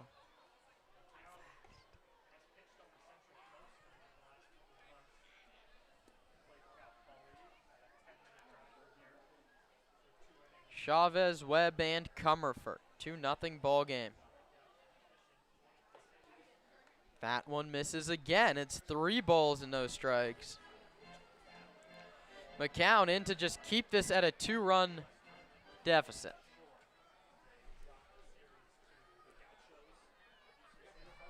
Chavez, right-handed hitter, open stance. Takes a called strike outside edge.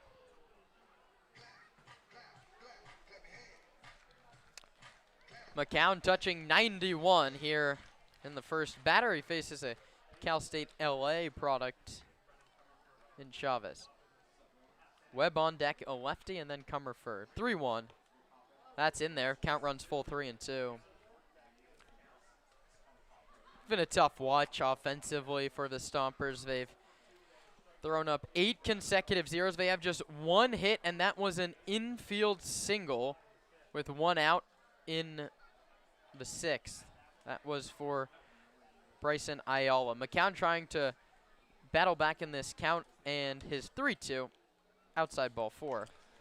It's the first walk of the summer for Gage McCown. He's been one of those guys that Zach Pace can count on to attack the zone.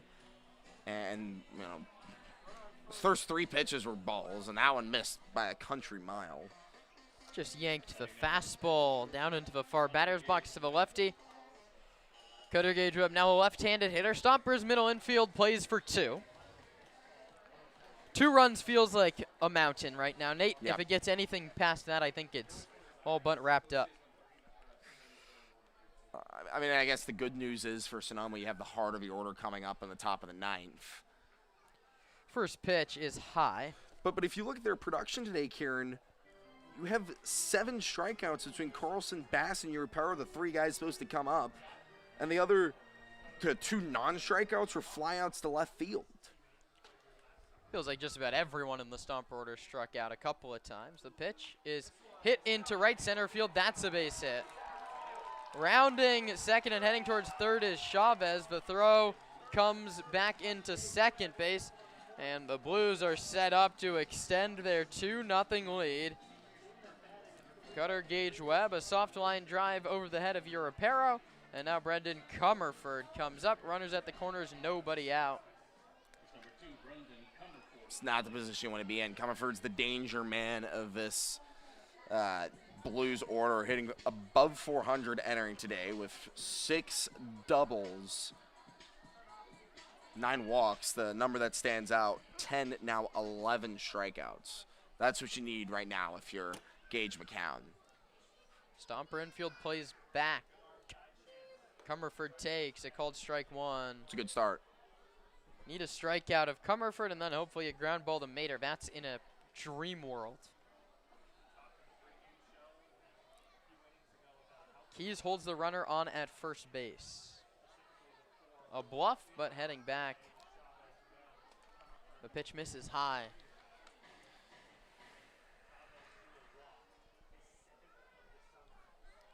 Stompers have a new right fielder. I know it's not Connor Johnson, and I know it's not. This one's bounced past Trent Keys at first into right field. I think that's Sebastiani comes in.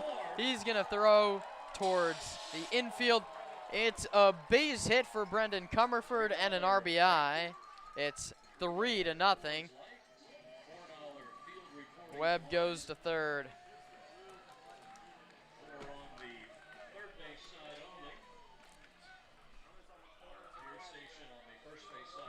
Trying to get a look out there in right, Nate. Who do you have? It has to be Nick, right? I think it's Sebastiani. I think it's Nick Sebastiani. In right field. It's either him or Heckman. I would assume it's Sebastiani. Heckman can't play the field this year other than first base, rehabbing shoulder surgery. But that's besides the point, Karen. I mean, this has been a tough inning for Sonoma. Gage Wood, rather, made it all the way from first to third on that single.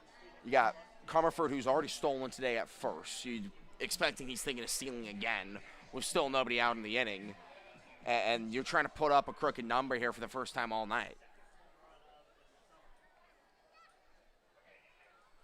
Mater homered in the 6th. He's 1 for 3. Takes a ball. Comerford hit like a little two-chop or hard-hit ball that skipped past Keys, who was holding the runner, so he was in on the grass. Tried to make a backhand pick and couldn't. Bo's trying to blow the doors off. Comerford runs great jump, but he heads back as the pitch is hit foul. One you have to be aware of there. One in, 2 on, no out. Comerford, 8 steals this season, was running on that pitch.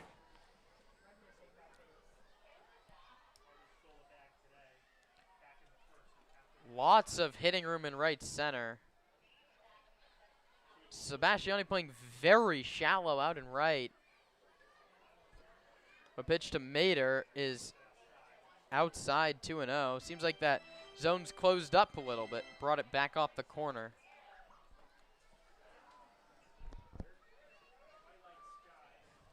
Two balls and no strikes. Pitch to Mater, runner goes. Carlson won't throw down. Second steal today for Brendan Comerford. His 10th of the year. And Mater heading the count. I think it's 3-1. And now the Stompers infield draws in, trying to now just save some face. You don't want this one to turn into 5-6 or 7-0.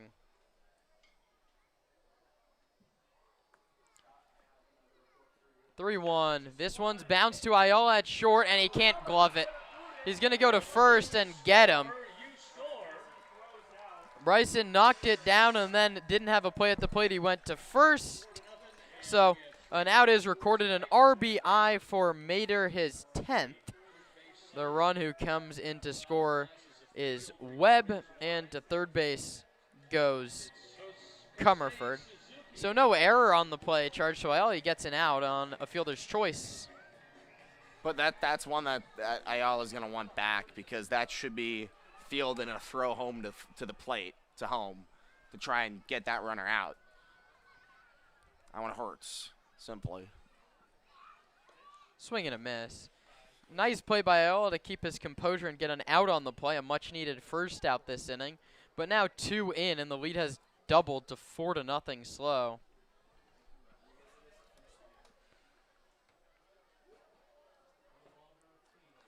Oh, 1 pitch from McCown. In there for a called strike, 0-2. This is a McCown we're used to. It'll be last looks for the Stompers in the top of the 9th. Carlson, Bass, and Urapero. No balls and 2 strikes. The pitch is bounced to short. Ayala goes back, gloves it, and throws to first in time. Nice play there by Ayala. A little chopper scores the run. So back-to-back RBI 6-3 groundouts for Mater and Suzuki. It's 5-0. 3 runs here off McCown, all earned. It's exactly what you couldn't do. McCown wanted to keep the Stompers in this ball game. He has not done that. 5-0 now. And McCown's been one of the better guys we've seen out of the bullpen for Sonoma all summer. He's someone who wants to be used in late innings in situations like these. First pitch is bunted up the third baseline and foul. Moran 0 for 3. He's hitting well under 200 now on the season, trying to do anything to get aboard, and it was a nice bunt. That stayed fair. He's up on first base.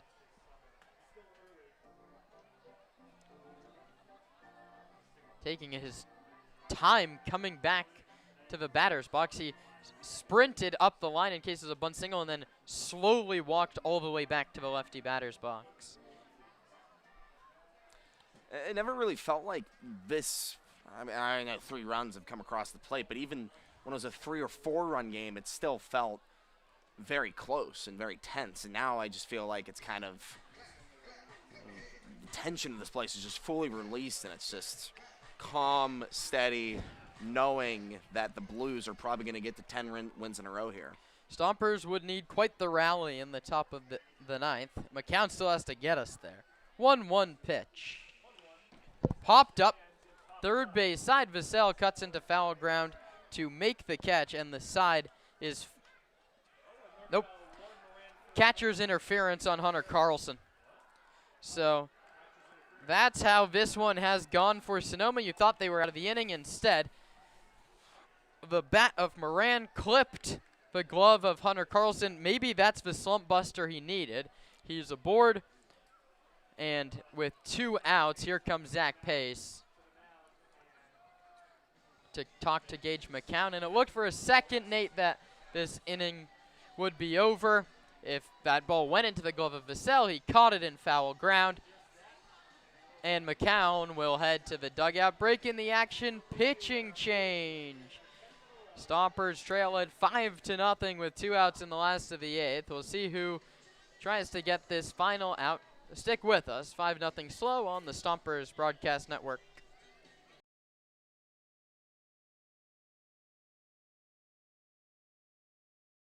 The Sonoma Stompers are excited to welcome La Michoacana ice cream and treats to the family.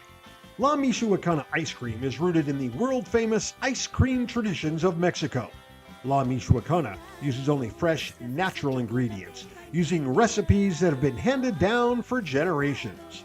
Every paleta is made by hand. Every scoop is crafted with love. Every bite, muy delicioso. La Michoacana Ice Cream and Treats, located at 18495 Highway 12 in Sonoma, 1219 Grant Avenue in Novato, and of course, right here at the ballpark.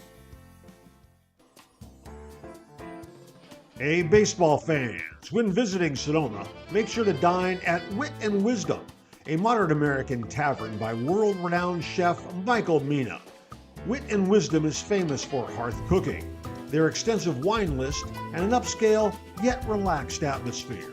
Wit and Wisdom is located at the Lodge at Sonoma. Make a wise choice. Dine at Wit and Wisdom in the heart of Sonoma.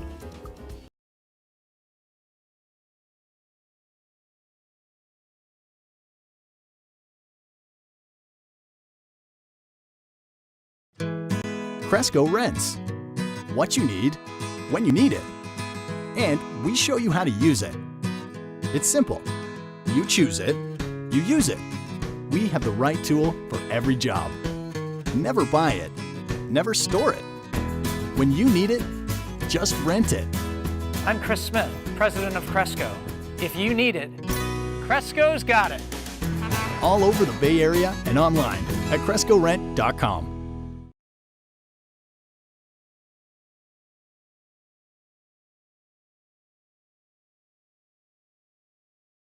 Rawhides on deck. Rawhides on deck. Oh my God. Rawhides on deck. On deck can be purchased right here at the ballpark and at Sonoma Springs Brewery, located at 19449 Riverside Drive in Sonoma.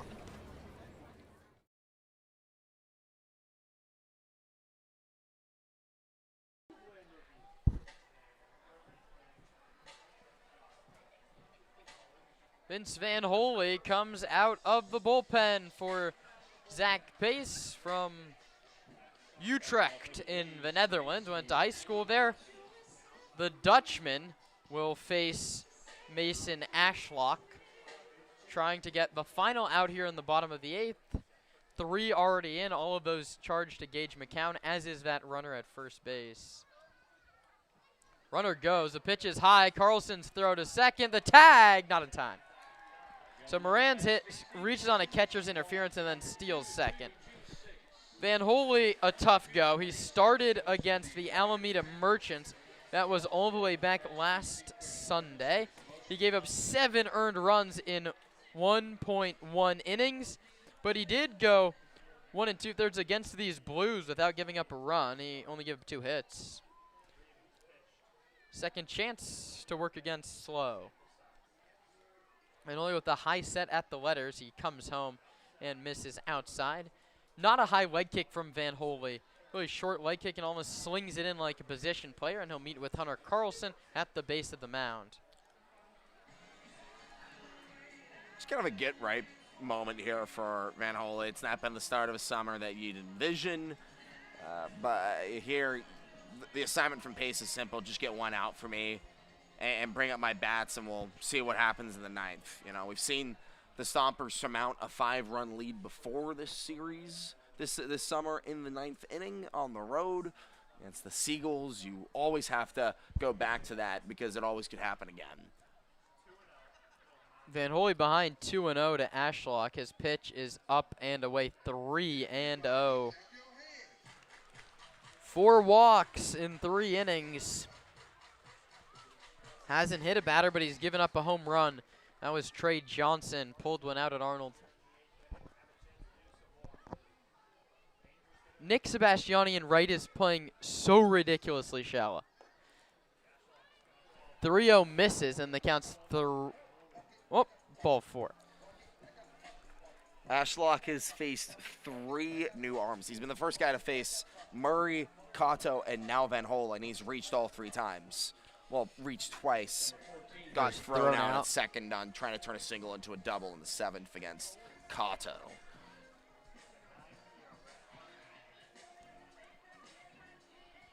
Van Holy's next test is Brady Alves.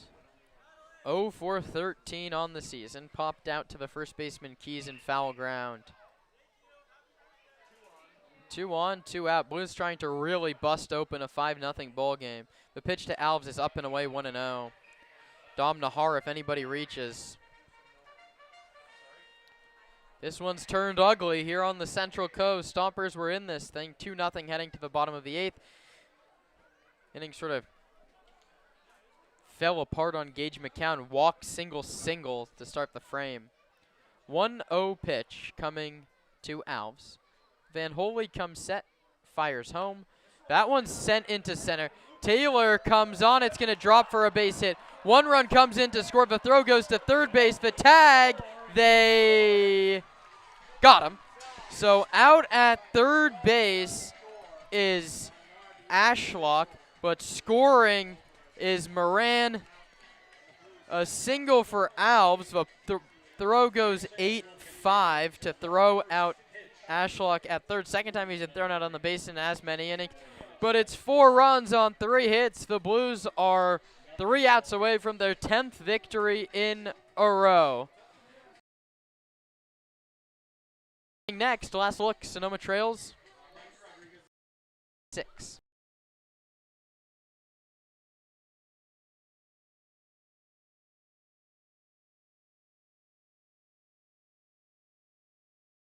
An error. It is. I think it is.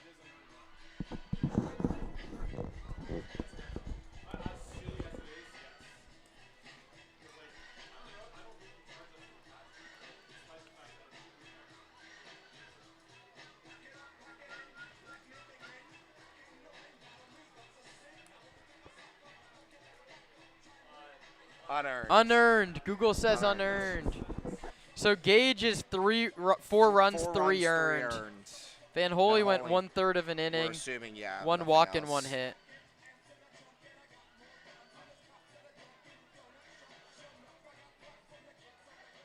His inherited runner scored. Yep.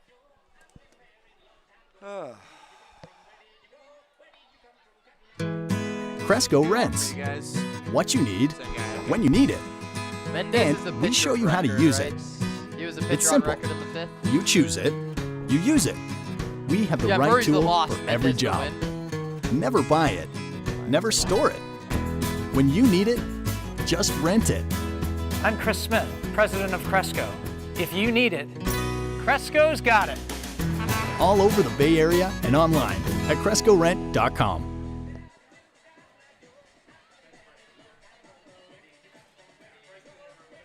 Hey, Stomper fans! Sonoma Springs Brewing Company has created a new special beer just for us. It's called On Deck. It's a light, crisp lager brewed for a smooth, refreshing finish.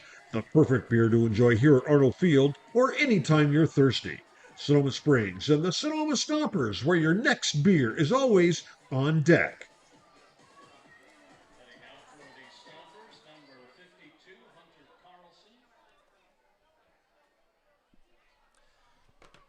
Come on.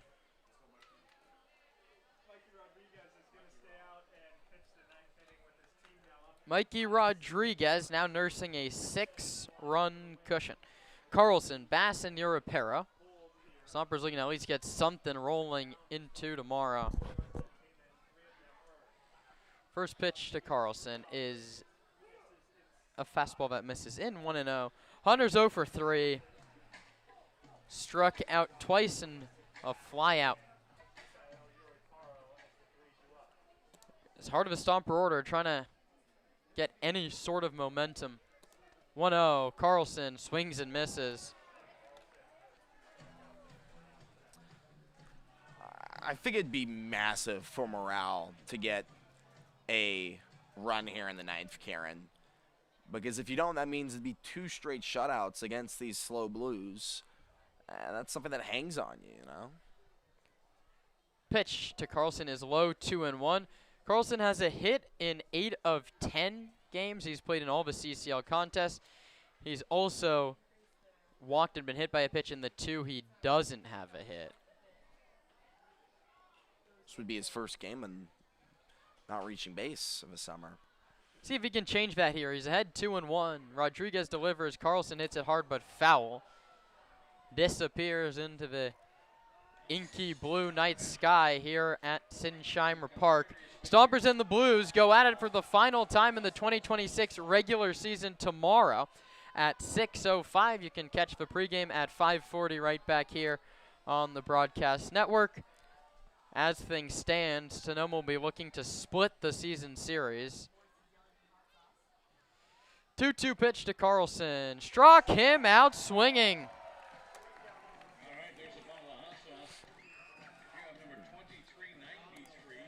16th K for Blues pitching, the second for Padilla, and the third one that's come at Hunter Carlson's expense. You think they make Georgia State branded golden sombreros? I would hope not, because Wesley Bass and Hunter Carlson would each have one.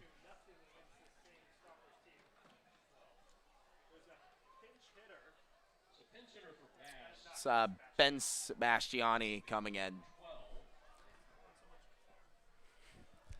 Pinch hitting for Wesley Bass. It's been a rough debut, rough first stat for Wesley Bass, and No wonder why Dak Pace goes to try and get something new here going with Ben Sebastiani, who looks at that one for a strike. First pitch to B-Seb, as they call him.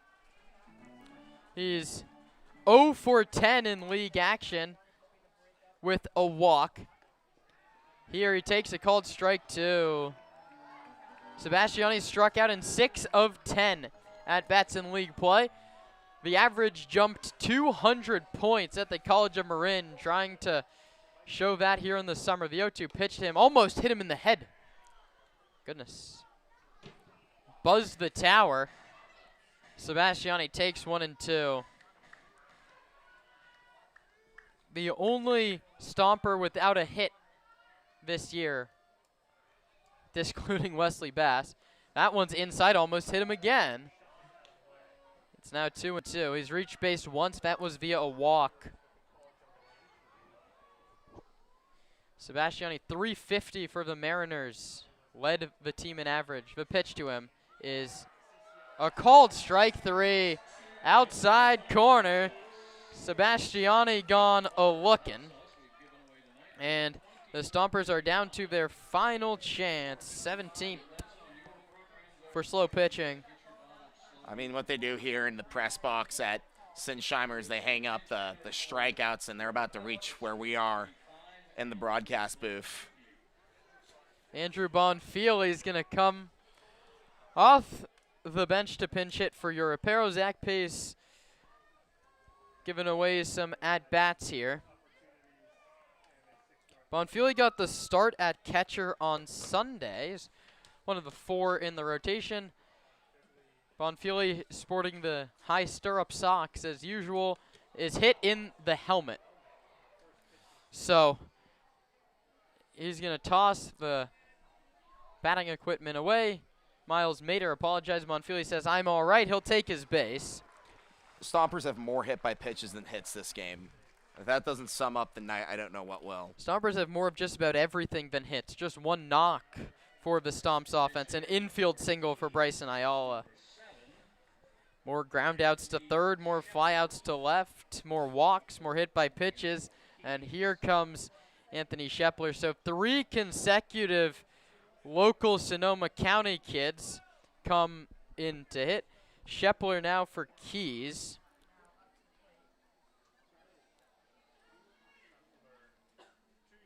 Shepler just 1 hit, and he fouls this one back. 1 hit on the season, that is. 1 for 10. He's also struck out 6 times.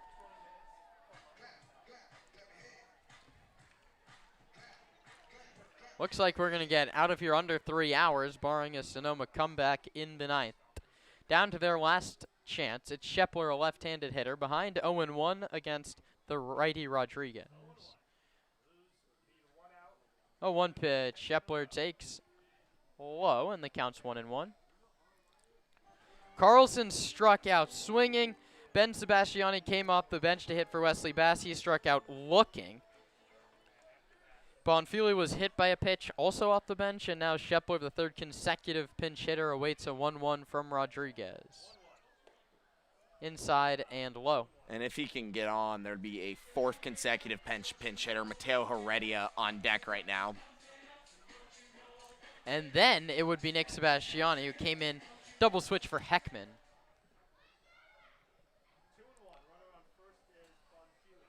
2-1. Bonfili leads off first. The pitch to Shepler, swing and fouled back. And the Slow Blues are 1 strike away from a 10th consecutive victory, and also what would be the 18th strikeout of the ball game. And the Stompers, it would be their 3rd consecutive loss, and they'd be under 500 in league play for the first time. 2 balls, 2 strikes, 2 outs. Bonfili leads off first. Rodriguez sets at the belt and pitches. Shepler takes a called strike 3 on a breaking ball. The ball game is over. The Slow Blues are scorching hot. 10 wins in a row for the Blues. Your final today, 6-0. Mendez to Rodriguez, and now Padilla, my goodness, a dominant pitching performance is one way to say it. The Stompers get one hit after a 5-hour bus ride down to the Central Coast. 6-0 your final. We'll be back with the totals after this.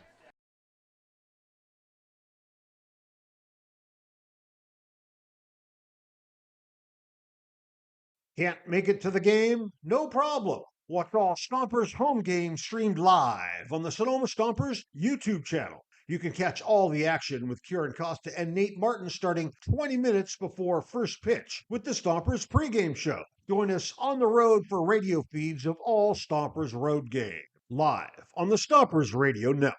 2-1 pitch to Keys. That one's bounced towards second. There'll be a play at the plate. They'll throw home from left field and kicks away.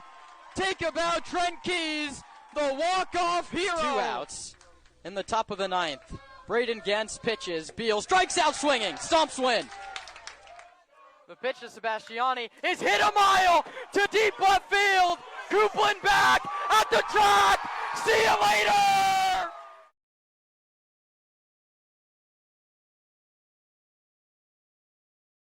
Rawhides on deck. Rawhides on deck. Oh my God. Rawhides on deck. On Deck can be purchased right here at the ballpark and at Sonoma Springs Brewery, located at 19449 Riverside Drive in Sonoma. Another game is in the books. To break things down, let's go back to Kieran and Nate with the Stompers postgame show.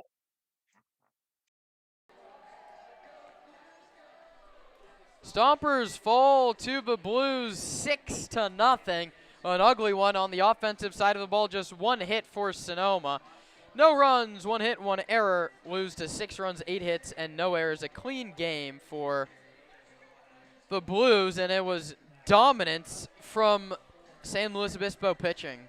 Yeah, 18 strikeouts. That's their second most this season. I mean, you can see how this ball club has won 10 in a row now. I mean, just all-around dominance. Hold your opponent to 1 hit. And then, you know, it maybe wasn't as good of a day offensively as you would have hoped.